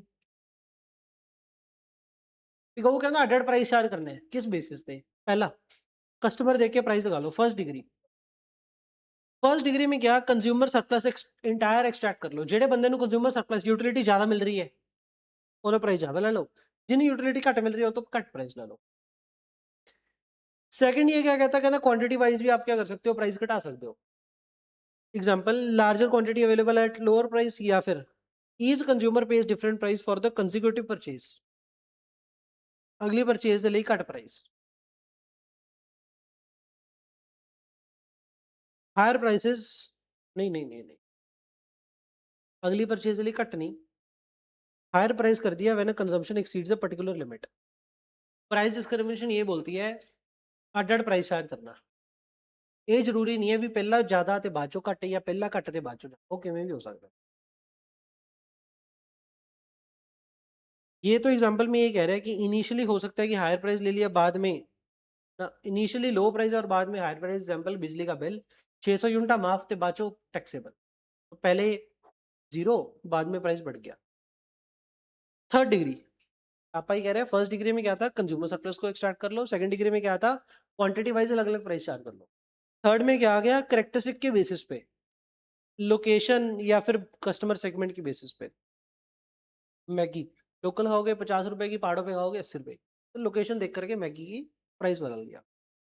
तो लोकेशन है कस्टमर सेगमेंट की बेसिस पे, डोमेस्टिक या कमर्शियल यूजेस की बेसिस, कोई भी हो, मतलब कंज्यूमर देख के नहीं, किसी और करेक्टरिस्टिक है थर्ड डिग्री, कंज्यूमर सरप्लस तो फर्स्ट डिग्री, सेकंड डिग्री में क्वांटिटी। ਇਹ ਆਪਾਂ ਨੂੰ ਸੀਕੁਐਂਸ ਹੀ ਯਾਦ ਰੱਖਣਾ ਪਊਗਾ, ਫਸਟ ਕਿਹੜਾ ਸੀ, ਸੈਕੰਡ ਕਿਹੜਾ ਸੀ, ਥਰਡ ਕਿਹੜਾ ਸੀ। ਫਸਟ ਕਿਹੜਾ ਸੀ, ਕਸਟਮਰ ਦੇਖ ਕੇ, ਸੈਕੰਡ ਕਿਹੜਾ ਸੀ, ਕੁਆਂਟੀਟੀ ਦੇਖ ਕੇ, ਥਰਡ ਕਿਹੜਾ ਆ ਗਿਆ, characteristics attributes. Advantage of price discrimination क्या है, अगर आप प्राइस डिस्क्रिमिनेशन करोगे तो उससे फायदा क्या मिलेगा? एक तो ना इससे क्या हो जाएगा, ਆਪਾਂ ਸਪਰੈਡ ਕਰ ਪਾਵਾਂਗੇ ਡਿਮਾਂਡ ਟੂ ਦਾ ਆਫ ਪੀਕ ਟਾਈਮ, ਜਦੋਂ ਵਿਹਲੇ ਬੈਠੇ ਹੁੰਦੇ ਉਦੋਂ ਵੀ ਕੰਮ ਮਿਲ ਜੂ ਆਪਾਂ ਨੂੰ ਕੋਈ ਹੈ, ਉਹੀ ਸੇਟੀ ਖੜਾ ਹੋ ਗਿਆ। ਜਦੋਂ ਵਿਹਲੇ ਬੈਠੇ ਹੁੰਦੇ ਉਦੋਂ ਆਪਾਂ ਕੰਮ ਲੱਗ ਜਾਾਂਗੇ, तो डिमांड स्प्रेड हो जाएगी to the off peak times. और प्राइस डिस्क्रिमिनेशन से क्या है, पूर लोगों को बेनिफिट मिलेगा। प्राइस डिस्क्रिमिनेशन से क्या होगा, some firms able to stay in the businesses, मतलब आए भी अडल्ट प्राइस अगर चार्ज कर पा रहे हो। हाँ ये रही एग्जांपल के लिए रेलवे, रेलवे क्या वैसे तो घट प्राइस चार्ज करते हैं, जर्नल कोटा एक्सेट्रा, पर जर्नल कोटे तो घट प्राइस चार्ज करके, स्लीपर क्लास तो घट प्राइस चार्ज करके पूरा तो नहीं पैंदा ਉਹਨਾਂ ਦਾ। रेलवे ਦਾ ਪੂਰਾ ਕਿਵੇਂ ਪਈ ਜਾਂਦਾ ਹੈ, ਕਿਉਂਕਿ ਲੋਕ ਏਸੀ ਦੇ ਪੈਸੇ ਭਰਨ ਨੂੰ ਹੈਗੇ ਤਿਆਰ। एसी वाले तो पैसा लेके जनरल वाले ज़्यादा सर्विस दे रहे हैं, उधर से रेवेन्यू कम आ रहा है स्लीपर कैटेगरी से, पर सर्विस दे पा रहे हैं। रेलवे रन कर पा रही है जस्ट बिकॉज ऑफ जेडे लोग एसी का पैसा भर पा रहे हैं। तो कहते प्राइस डिस्क्रिमिनेशन ही रीजन है कुछ फर्म के स्टे करने का। एग्जाम्पल के लिए रेलवे चल पा रही है तो just because of price discrimination, AC वाला तो बड़ा प्राइस लगाते हैं।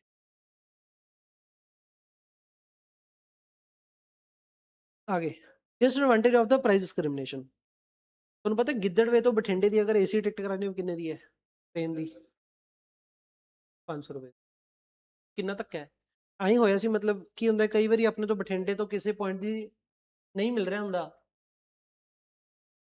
ਬਠਿੰਡੇ ਤੋਂ ਦਿੱਲੀ ਦੀ ਮੰਨ ਲਓ ਸੀਟ ਹੈ ਨਹੀਂ ਟ੍ਰੇਨ ਦੀ, ਤਾਂ ਫਿਰ ਆਪਾਂ ਹੀ ਕਰਦੇ ਕਈ ਵਾਰੀ ਗੁਨਿਆਣੇ ਤੋਂ ਕਰਾ ਲਈ, ਗਿੱਦੜਵੇ ਤੋਂ ਟ੍ਰੇਨ ਦੀ ਟਿਕਟ ਕਰਾ ਲਈ। ਮੈਨੂੰ ਯਾਦ ਹੈ ਇੱਕ ਵਾਰੀ ਐਵੇਂ ਮੈਂ ਕਰਾ ਲਈ, ਇੰਨੇ ਕੁ ਦਾ ਕਹਿੰਦੇ ਲਿਆਓ 500 ਰੁਪਈਆ। ਮੈਂ ਹੈਰਾਨ ਹੋ ਗਿਆ ਵੀ ਗਿੱਦੜਵੇ ਤੋਂ ਬਠਿੰਡਾ 500 रुपए की टिकट, तो मतलब बहुत नजायज पैसे ले लेंगे हैं, पर नजायज पैसे लेके ही ये चल पा रहे हैं।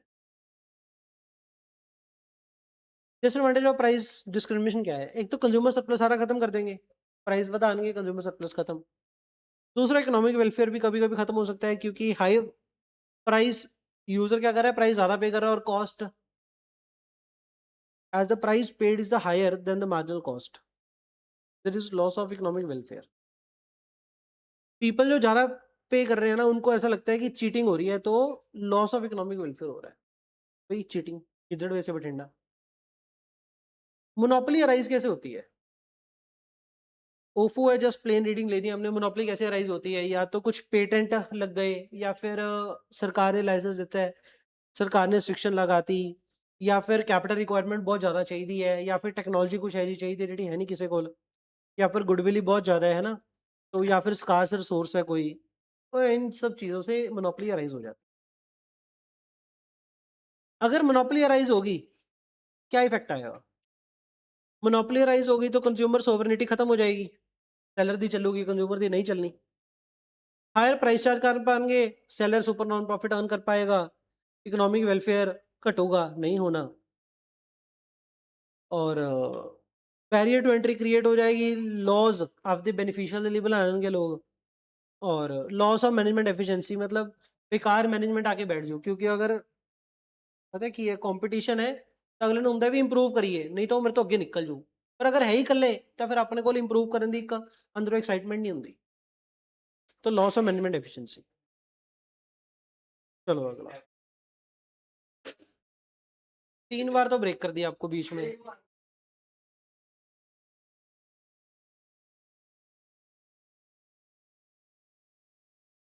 कितने पेज पे? 1 मिनट।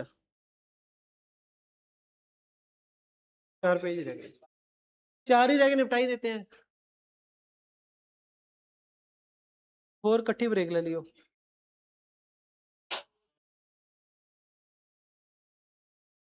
ले लो यार 5 मिनट। काम में कदा।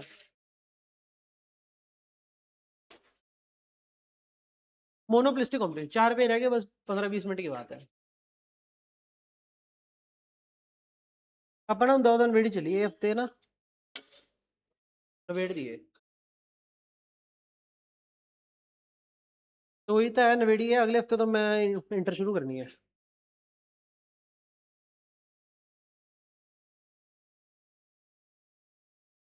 पब्लिक ने संडे ला के नवेड़ देंगे। संडे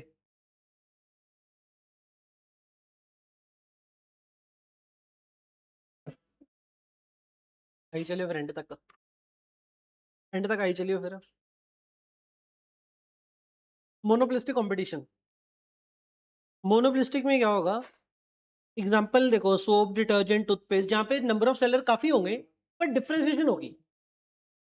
परफेक्ट थे मोनोपोलिस्टिक दोनों जी, नंबर ऑफ सेलर तो बहुत ज्यादा है, वेरी लार्ज है, पर बस फर्क क्या है? परफेक्ट कंपटीशन में डिफरेंशिएशन नहीं होती प्रोडक्ट की, और इधर होती है। Large number product differentiation, freedom of entry and exit, और नॉन प्राइस कंपटीशन। इधर क्या करते हैं? हाँ, परफेक्ट में क्या करते हैं? प्राइस कंपटीशन होता है कि नहीं होता? Price Wars. प्राइस वॉर होने का मतलब क्या है? प्राइस घटाना सो दैट वध माल बेच पाइए। कहते हैं seller promote their product not by cutting the prices but by increasing the high expenditure on the advertisement, better distribution। Non price competition खेलते हैं इधर।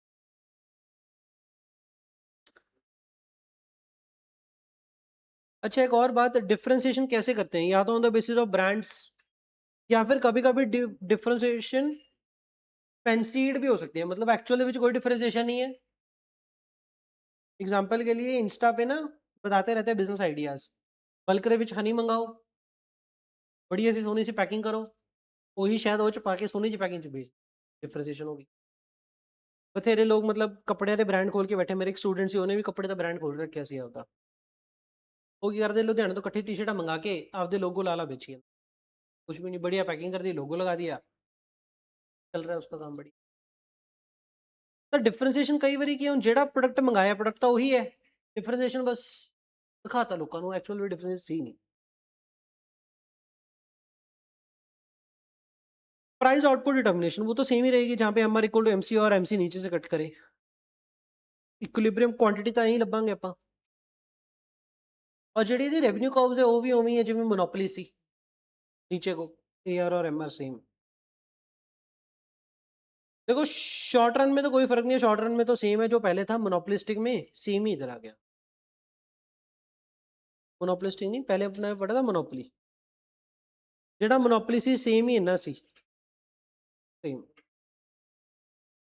परफेक्ट कंपटीशन ਦਾ ਬਸ ਏਆਰ ਆ ਸਟ੍ਰੇਟ ਲਾਈਨ ਹੈ, ਇਹਨਾਂ ਦੀ ਕੀ ਹੈ? ਰੈਵਨਿਊ ਤੇ ਕਾਸਟ ਸਾਰਾ ਕੁਝ ਹੀ ਸੇਮ ਹੋ ਗਿਆ, ਮੋਨੋਪੋਲੀ ਐਂਡ ਮੋਨੋਪੋਲਿਸਟਿਕ।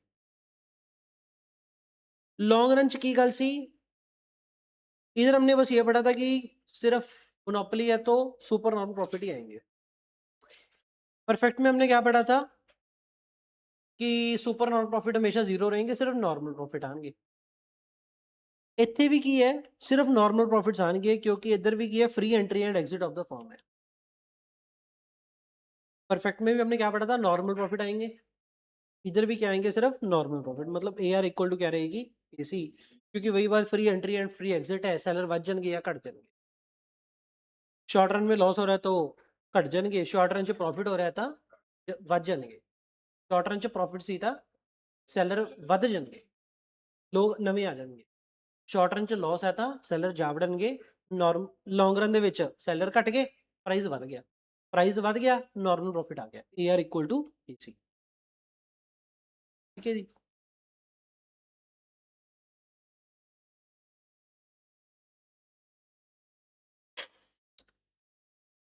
वाला कुछ नहीं याद रखना, बस इन्ना की याद रखना है, normal profit, super normal profit, normal profit, बस। ਜਿਹੜੀ ਆ ਗੱਲ ਲਿਖੀ ਸੀ ਨਾ ਆਪਾਂ, सब ऑप्टिमल लेवल पे है, ये थोड़ी जो एक्स्ट्रा ज्ञान देने लग गए थे। इतने ज्ञान की लोड नहीं है, कंफ्यूज नहीं होना आपने। सिंपल आपको बस एक तो रेवेन्यू कर्व्स याद होनी चाहिए। परफेक्ट कंपटीशन स्ट्रेट लाइन बननी है, उन्होंने दोनों च की है, नीचे नु बननी है। ये रेवेन्यू कर्व्स आए हैं, कॉस्ट कर्व सेम ही बननी है तिना च।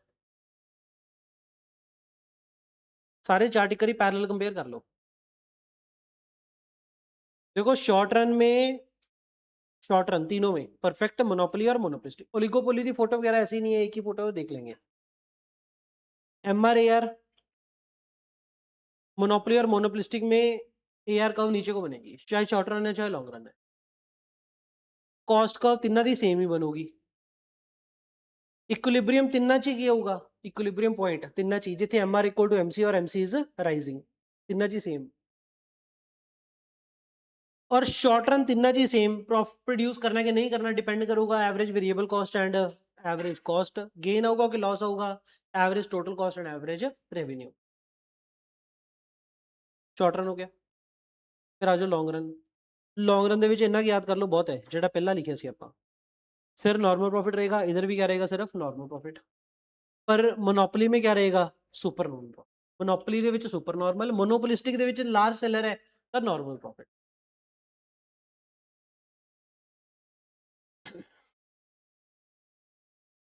क्योंकि नॉर्मल प्रॉफिट अर्न करना है ना परफेक्ट कंपटीशन च, ਇਹਨਾਂ ਨੂੰ लॉन्ग रन एवरेज कॉस्ट ਦੇ मिनिमम पॉइंट ਤੇ ਪ੍ਰੋਡਿਊਸ ਕਰਨਾ ਹੀ ਪਊਗਾ। कॉस्ट ਘੱਟੋ ਘੱਟ ਨੇ ਪ੍ਰੋਡਿਊਸ ਕਰਨਾ ਹੀ ਪਊਗਾ। ਪਰ ਇਹਨਾਂ ਦੋਨਾਂ ਨੂੰ ਕੀ ਹੈ, ਘੱਟੋ ਘੱਟ ਕਾਸਟ ਤੇ ਪ੍ਰੋਡਿਊਸ ਕਰਨ ਦੀ ਲੋੜ ਨਹੀਂ, ਜਿੱਥੇ ਮਰਜ਼ੀ ਪ੍ਰੋਡਿਊਸ ਕਰਨ, ਕੋਈ ਚੱਕਰ ਨਹੀਂ।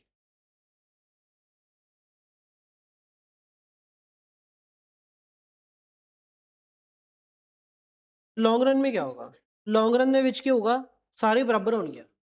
शॉर्ट रन एवरेज कॉस्ट मतलब इक्विलिब्रियम पॉइंट ਤੇ ਸਾਰਾ ਕੁਝ ਬਰਾਬਰ। SMC, long run short, long run marginal cost, short run marginal cost, long run average, short run average, long run average revenue, short run average revenue, marginal revenue, सारे बराबर। अब photo A R ਦੀਆਂ ਪਤਾ ਲੱਗ ਗਈਆਂ, AC ਦੀ ਪਤਾ ਲੱਗੀ, ਉੱਤੇ ਨੂੰ ਚੜਦੀਆਂ। पर लॉन्ग रन ਦੇ ਵਿੱਚ ਕੀ ਹੈ, मोनोपोली है तो सुपर नॉर्मल प्रॉफिट ही होगा। मोनोपोलिस्टिक है तो नॉर्मल ही होगा। नॉर्मल होगा मतलब मीट करोगी कि A C is equal to A R. जहाँ पे ए आर होगी वहीं पे क्या होगी, ए सी, यहाँ पे टच करके जाएगी। बस हो गया।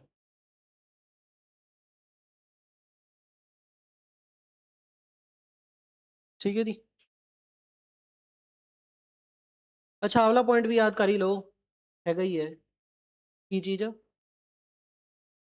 जरूरत है परफेक्ट कंपटीशन है, कंपटीशन बहुत ज्यादा है। ਤੁਹਾਨੂੰ long run average cost curve ਦੇ मिनिमम पॉइंट ਤੇ ਹੀ ਪ੍ਰੋਡਿਊਸ ਕਰਨਾ ਪਊਗਾ। परफेक्ट कंपटीशन है, कंपटीशन बहुत ज्यादा है, ਤੁਹਾਨੂੰ कॉस्ट ਆਪਦੀ मिनिमाइज करनी ही पऊगी। Long run average cost curve ਦੇ मिनिमम पॉइंट ਤੇ ਪ੍ਰੋਡਿਊਸ ਕਰਨਾ ਪਊਗਾ। पर जो मोनोपोली है या मोनोपोलिस्टिक है, ਉਦੋਂ लॉन्ग रन एवरेज कॉस्ट ਦੇ मिनिमम पॉइंट ਤੇ ਪ੍ਰੋਡਿਊਸ ਕਰਨ ਦੀ ਲੋੜ ਨਹੀਂ ਹੈ, ਉਦੋਂ ਪਹਿਲਾਂ ਹੀ ਪ੍ਰੋਡਿਊਸ ਕਰਾਂਗੇ ਆਪਾਂ। ਕਿਉਂਕਿ ਜੇ ਅੱਗੇ ਜਾਵਾਂਗੇ ਤਾਂ ਫਿਰ revenue we ਘਟੂਗਾ। A R the curve है, ਜੇ मिनिमम पॉइंट ਤੇ ਜਾਓਗੇ ਤਾਂ एवरेज रेवेन्यू भी घटाना पऊगा, वो फायदा नहीं होना। तो long run average cost curve के फॉलोइंग पॉइंट पे आप प्रोड्यूस करोगे, not on the minimum point. It does not need to fully realise the economies of scale of production. सब मतलब economies of scale of production, economies achieve करना मतलब cost घटाना। पुली cost घटाने की लोड़ नहीं है, मतलब जमा मिनिमम पॉइंट ते जाने की लोड़ नहीं है। It need not use to plants are not use to the optimum capacity. Optimum capacity कहाँ पे होगी? जहाँ पे मिनिमम कॉस्ट होगी। जिथे मिनिमम कॉस्ट ਉਹਨੂੰ ਕਹਿੰਦੇ ਆਪਾਂ ऑप्टिमम क्वांटिटी। ऑप्टिमम क्वांटिटी ਤੇ ਆਉਣ ਦੀ ਲੋੜ ਨਹੀਂ ਹੈ, ਉਦੋਂ ਲੈਸ ਦੈਨ ऑप्टिमम क्वांटिटी ਹੀ ਪ੍ਰੋਡਿਊਸ ਕਰਾਂਗੇ। ਲੈਸ ਦੈਨ ऑप्टिमम क्वांटिटी मतलब एक्सेस कैपेसिटी ਆਪਣੇ ਕੋਲ ਰਹੂਗੀ। It is producing at a lower quantity than the full capacity. LAC is falling, long run average cost curve we falling। मतलब ਇਹ ਸਾਰੇ point ਹੋਣ ਦੀ ਵਜ੍ਹਾ ਨਾਲ ਆਪਾਂ ਨੂੰ ਇਹ ਯਾਦ ਰੱਖਣੀਆਂ ਪੈਣਗੀਆਂ ਗੱਲਾਂ। ਦੋਨਾਂ ਜੀ ਸੇਮ ਹੈ, ਮੋਨੋਪੋਲੀ 'ਚ ਵੀ ਮੋਨੋਪੋਲਿਸਟਿਕ 'ਚ ਵੀ ਆਪਾਂ ਲੌਂਗ ਰਨ ਐਵਰੇਜ ਕੋਸਟ ਕਰਵ ਦੇਖੋ। ਲੌਂਗ ਰਨ ਐਵਰੇਜ ਕੋਸਟ ਕਰਵ ਦਾ ਮਿਨੀਮਮ ਪੁਆਇੰਟ ਆ ਸੀ। ਮਿਨੀਮਮ ਪੁਆਇੰਟ ਤੇ ਆ ਕੇ ਮਤਲਬ ਇਕੋਨਮੀਜ਼ ਆਫ ਸਕੇਲ ਦਾ ਪੂਰਾ ਬੈਨੀਫਿਟ ਲੈ ਰਹੇ ਹੋ। ਇਹਦੇ ਕੋਰਸਪੋਂਡਿੰਗ ਜਿਹੜੀ ਕੁਆਂਟੀਟੀ ਉਹਨੂੰ ਕੀ ਬੋਲਦੇ ਆਪਾਂ? Optimal quantity. Optimal quantity produce ਕਰਨ ਦੀ ਲੋੜ ਨਹੀਂ, ਉਦੋਂ ਘੱਟ ਕੁਆਂਟੀਟੀ ਪ੍ਰੋਡਿਊਸ ਕਰੋ। ਮਿਨੀਮਮ ਪੁਆਇੰਟ ਤੇ ਆਉਣ ਦੀ ਲੋੜ ਨਹੀਂ, ਫਾਲਿੰਗ ਪੁਆਇੰਟ ਤੇ ਹੀ ਪ੍ਰੋਡਿਊਸ ਕਰਾਂਗੇ। ਐਕਸੈਸ ਕੈਪੈਸਿਟੀ ਅਵੇਲੇਬਲ ਹੈਗੀ ਹੈ। ਇਹ ਕੀ ਪੜਿਆ ਆਪਾਂ? ਲੌਂਗ ਰਨ मोनोपोलिस्टिक। और लॉन्ग रन मोनोपोलिस्टिक में ओनली नॉर्मल प्रॉफिट। फिर ये डिफरेंस टेबल आ गया, उसके बाद लिगोपोली आ गई। पहले आप लिगोपोली पढ़ ले। What is oligopoly? ओलिगोपोली में क्या होगा? 2 से 10 सेलर, मतलब बहुत ज्यादा नहीं होना चाहिए, तो 2 तो 10। कुछ इंडस्ट्री है जैसे कि कोल्ड ड्रिंक वाले, ऑटोमोबाइल वाले, airline, petroleum refining, power generation, mobile telephone, internet service provider. ये एग्जांपल्स याद रखना। इधर क्या है? सारे क्लोज राइवल्स होते हैं। क्लोज राइवल मतलब एक दूसरे के उत्ते वॉच रखते हैं। एक दूसरे के उत्ते। ओलिगोपोली में क्या होगा? एक दूसरे, हर राइवल दूसरे के ऊपर वॉच रख रहा है। ਇੱਕ ਰਾਈਵਲ ਕੋਈ ਵੀ ਇੰਪੈਕਟ मतलब कुछ भी अगर एक्शन ਲੈਂਦਾ ਹੈ, ਦੂਜੇ ਨੂੰ ਆਬਜ਼ਰਵ ਕਰ ਰਿਹਾ ਹੈ, ਉਹਦਾ काउंटर रिएक्शन ਦਿੰਦੇ ਹੈ। टाइप्स ऑफ मोनोपोली कैसी होती है? Types of oligopoly, sorry. Pure या परफेक्ट ओलिगोपोली। पर प्योर परफेक्ट में क्या होगा? होमोजीनियस प्रोडक्ट होंगे। परफेक्ट कंपटीशन तो कहना नहीं, तो परफेक्ट में और क्या होगा? होमोजीनियस प्रोडक्ट होंगे। डिफरेंशिएटेड में क्या है? डिफरेंशिएशन होगी प्रोडक्ट की। एग्जांपल क्या आएगी? Talcum powder. टेल्कम पाउडर नाम सुन के आपको क्या लगेगा? कौन सी एग्जांपल? मोनोपोलिस्टिक लग सकती है, पर अपन ने क्या लगाना है? ओलिगोपोली लगाना है। टेल्कम पाउडर की एग्जांपल सुनते ही ना हमें लग सकता है कि मोनोपोलिस्टिक, पर आपने क्या लगाना है? डिफरेंशिएटेड। Differentiated oligopoly. डिफरेंशिएटेड कह लो या इम्परफेक्ट कह लो। एग्जांपल याद रखने वाली है सारी। एल्यूमिनियम, एल्यूमिनियम है, स्टील है, पेट्रोल है, जी तो मर्जी ले लो, एक नाल दे ही है सारे। तो होमोजीनियस प्रोडक्ट है। Perfect perfect oligopoly. ओपन लिगोपोली तो क्लोज लिगोपोली। ओपन लिगोपोली मतलब नवी फॉर्म एंटर कर सकती है, क्लोज लिगोपोली मतलब नवी फॉर्म एंटर नहीं कर सकती। कोल्यूसिव एंड कॉम्पिटिटिव लिगोपोली, मिलके चलेंगे तो कोल्यूसिव, नहीं मिलके चलेंगे तो competitive. Partial and full oligopoly. Partial oligopoly थोड़ा थोड़ा मोनोपोली जैसा। पार्शियल लिगोपोली, प्योर लिगोपोली नहीं, मतलब सही वाली लिगोपोली नहीं है। एक लार्ज फॉर्म है, बाकी 2-4 है और, पर वो बहुत छोटी है। वाली बट इको ही है, तो मोनोपोली जैसी है पार्शियल लिगोपोली। फुल लिगोपोली मतलब कोई भी डोमिनेंट प्लेयर नहीं है, सारे एक जैसे हैं। अच्छी वाली, सही वाली ओलिगोपोली है। सिंडिकेटेड मतलब एक सिंडिकेट ग्रुप की तरह चलते हैं। ऑर्गेनाइज मतलब एक एसोसिएशन है। ग्रुप है इनफॉर्मल सिंडिकेट, एसोसिएशन है प्रॉपर फॉर्मल सी कोई, तो ऑर्गेनाइज्ड। ओलिगोपोली मार्केट के कुछ कैरेक्टरिस्टिक्स। ओलिगोपोली में क्या होगा? इंटरडिपेंडेंस होगा। इंटरडिपेंडेंस का मतलब क्या हो गया? मैं ताई करूँ अगर वो करूंगा, एक दूसरे के ऊपर निर्भर है, डिपेंडेंट है। इंटरडिपेंडेंस बिग इनफ है, इन्फ्लुएंस कर सकते हैं, पर रिस्पॉन्ड करते हैं अपने राइवल के एक्शंस को। और ओलिगोपोली में क्या, फिर से प्राइस वॉर नहीं करते, एडवर्टीजमेंट के ऊपर खर्चा करके ज्यादा माल बेचने की कोशिश करते। प्राइस वॉर कोई भी नहीं करते, सारे सियाने हैं। Group behaviour. ग्रुप बिहेवियर मतलब जो भी करेंगे सारे एक साथ चलते हैं। फर्म्स में agree to pull together as a group. Price and output determination.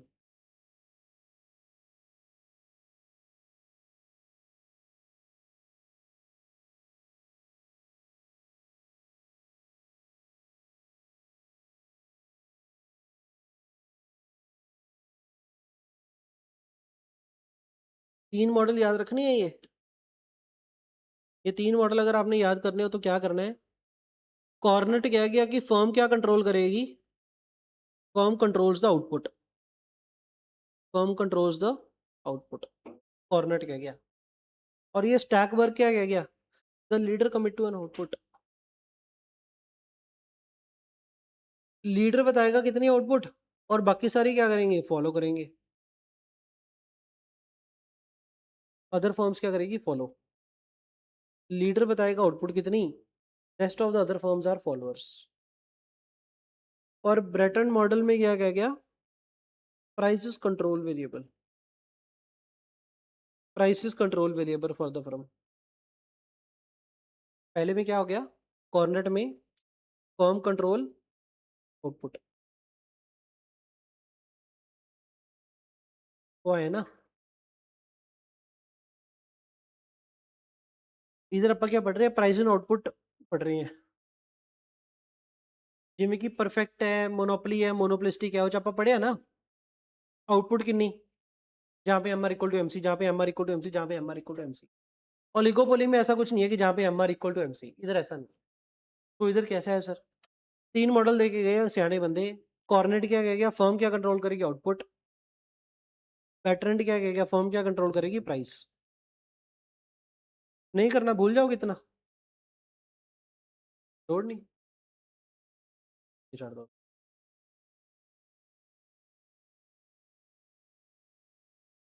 Price leadership in the oligopoly, ये इंपॉर्टेंट है। ये क्या सीन है?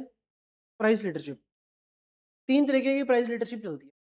एक तो live and let live. Live and let live मतलब डोमिनेंट फर्म क्या करेगी? सेट करेगी प्राइस।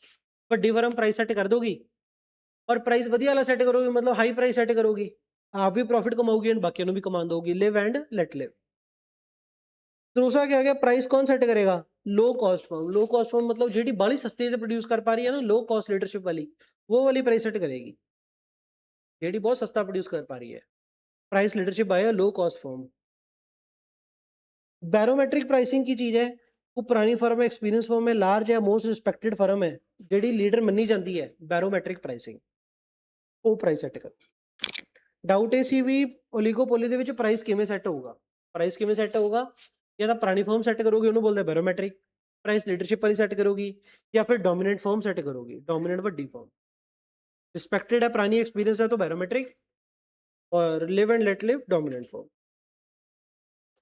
ਜਿਹੜੇ ਪ੍ਰਾइस लीडर ने प्राइस सेट करता, बाकी सारे ਉਹਨੂੰ फॉलो करेंगे। लास्ट है गया king demand curve, very important. King demand curve क्या सीन है? किंग डिमांड कर्व पता है क्या सीन है? आपको डिमांड कर्व की फोटो बना के दिखाई है। इधर इलास्टिसिटी क्या है? इलास्टिसिटी किसकी ज्यादा है? इधर के नीचे, ਇੱਥੇ ਆਏ ਆ ਦੇਖੋ, फोटो बना के आए देख लिया करो, इलास्टिसिटी घट है कि ਵੱਧ है।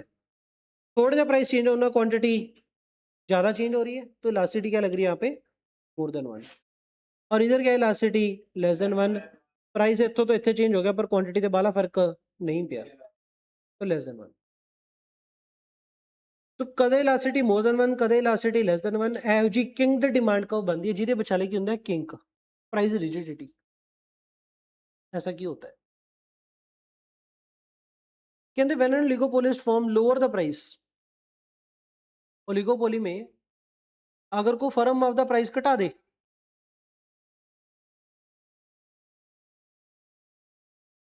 तब बाकियां भी घटा देनी है। 4 सेलर है, ओलिगोपोली 2 से 10 एग्जाम्पल के लिए 4 सेलर है, एक ने अपना प्राइस घटाता, बाकी फर्मा भी प्राइस घटा देंगे, क्योंकि उन्होंने पता है भी यार 4 तो है, कस्टमर ना शिफ्ट मार जो, वो भी घटा देंगे। मैं प्राइस घटाया, उन्होंने भी घटाता, तो कस्टमर वाला शिफ्ट ही नहीं होया, तो मेरे प्राइस घटाना, मेरी डिमांड ज्यादा नहीं बढ़ी। तो प्राइस तो मैं इतों तो इतने ले आया, पर डिमांड उन्हीं की है, इलास्टिसिटी क्या है? Less than 1। अगर प्राइस घटाऊंगे, प्राइस अगर इधर से नीचे को आएगा, तो क्वांटिटी बाली नहीं बढ़ रही। पर अगर प्राइस बता दोगे, फिर क्वांटिटी बहुत घट जू। पहले प्राइस इतना, क्वांटिटी इतनी, प्राइस बढ़ाता, क्वांटिटी बहुत गिर गई। ਵਧਾਉਂਗੇ तो क्वांटिटी काफी गिरूगी, प्राइस घटाओगे तो क्वांटिटी बाली बढ़ती नहीं। Thank you. कहते ओलिगोपोली में क्या है? 4 फर्में हैं, 4 फर्में क्या है, तो एक दूसरे को बहुत ज्यादा माइन्यूटली क्लोज कीन ऑब्जर्वेशन रखे बैठे हैं। एक ने प्राइस घटाया तो दूजी भी घटाऊगी, तो फिर जो सबके प्राइस घट गया, तो कस्टमर शिफ्ट नहीं होया, तो डिमांड वाली नहीं वधी। पर अगर मैं प्राइस ਵਧਾਤਾ, बाकी फर्मां प्राइस ਵਧਾਉਂਦੀਆਂ नहीं, क्योंकि उन्होंने आए हैं भी यार कस्टमर भज ना जाए। तो मैं प्राइस लाऊंगा ना, बाकी बता दिया नहीं, तो मेरा कस्टमर तो चला जाएगा, मेरी डिमांड काफी घटेगी। तो जब मैंने प्राइस बढ़ाया मेरी डिमांड काफी घट गई, पर जब मैं प्राइस घटाया मेरी डिमांड बढ़ी नहीं। ये मैं क्या समझा रहा था कि किंग्ड ऐसा क्यों है, इलास्टिसिटी समझा दी। प्राइस ਵਧਾਉਣ ਨਾਲ ਤਾਂ ਬਾਲਾ ਘਟ ਜੋ, प्राइस घटाना ਨਾਲ ਕੋਈ फर्क पैना नहीं, तो फिर आप प्राइस चेंज ही नहीं करते। तो प्राइस हम यही रखेंगे। तो यहाँ पे क्या रहेगी, प्राइस रिजिडिटी रहेगी, प्रिवेलिंग प्राइस, मतलब प्राइस यहीं पे फिक्स रहेगा, प्राइस चेंज होगा ही नहीं। ओलिगोपोली में क्या होता है, प्राइस रिजिडिटी होती है, प्राइस फिक्स होता है, प्राइस ना तो कोई घटाता है ना कोई बढ़ाता है, क्योंकि घटाया तो घटाने का बेनिफिट नहीं मिलना, बढ़ाया तो नुकसान हो जू, तो ना घटाओ ना बढ़ाओ कुछ ना करो। तो प्राइस रिजिडिटी रखो। समझ गए? ये आपने फोटो लिख लिया ना, इधर इलास्टिसिटी मोर देन 1 है, इधर लेस देन 1 है, इधर मोर देन 1 है, इधर लेस देन 1 है। Upper segment highly elastic demand, इधर मोर देन 1 और इधर लेस देन 1। और ये फोटो किसकी है, ये डिमांड कर्व की फोटो है आपकी। This is your demand curve,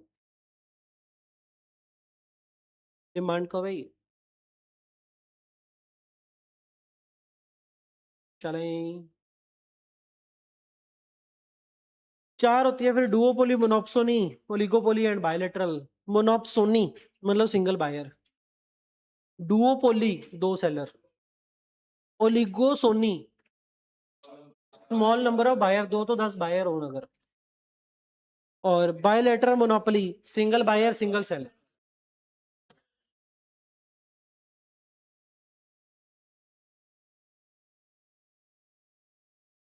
एक ये रह गया वैसे डिफरेंस टेबल, ये वाला डिफरेंस टेबल रह गया वैसे, कि उसको नहीं है, इंपॉर्टेंट है।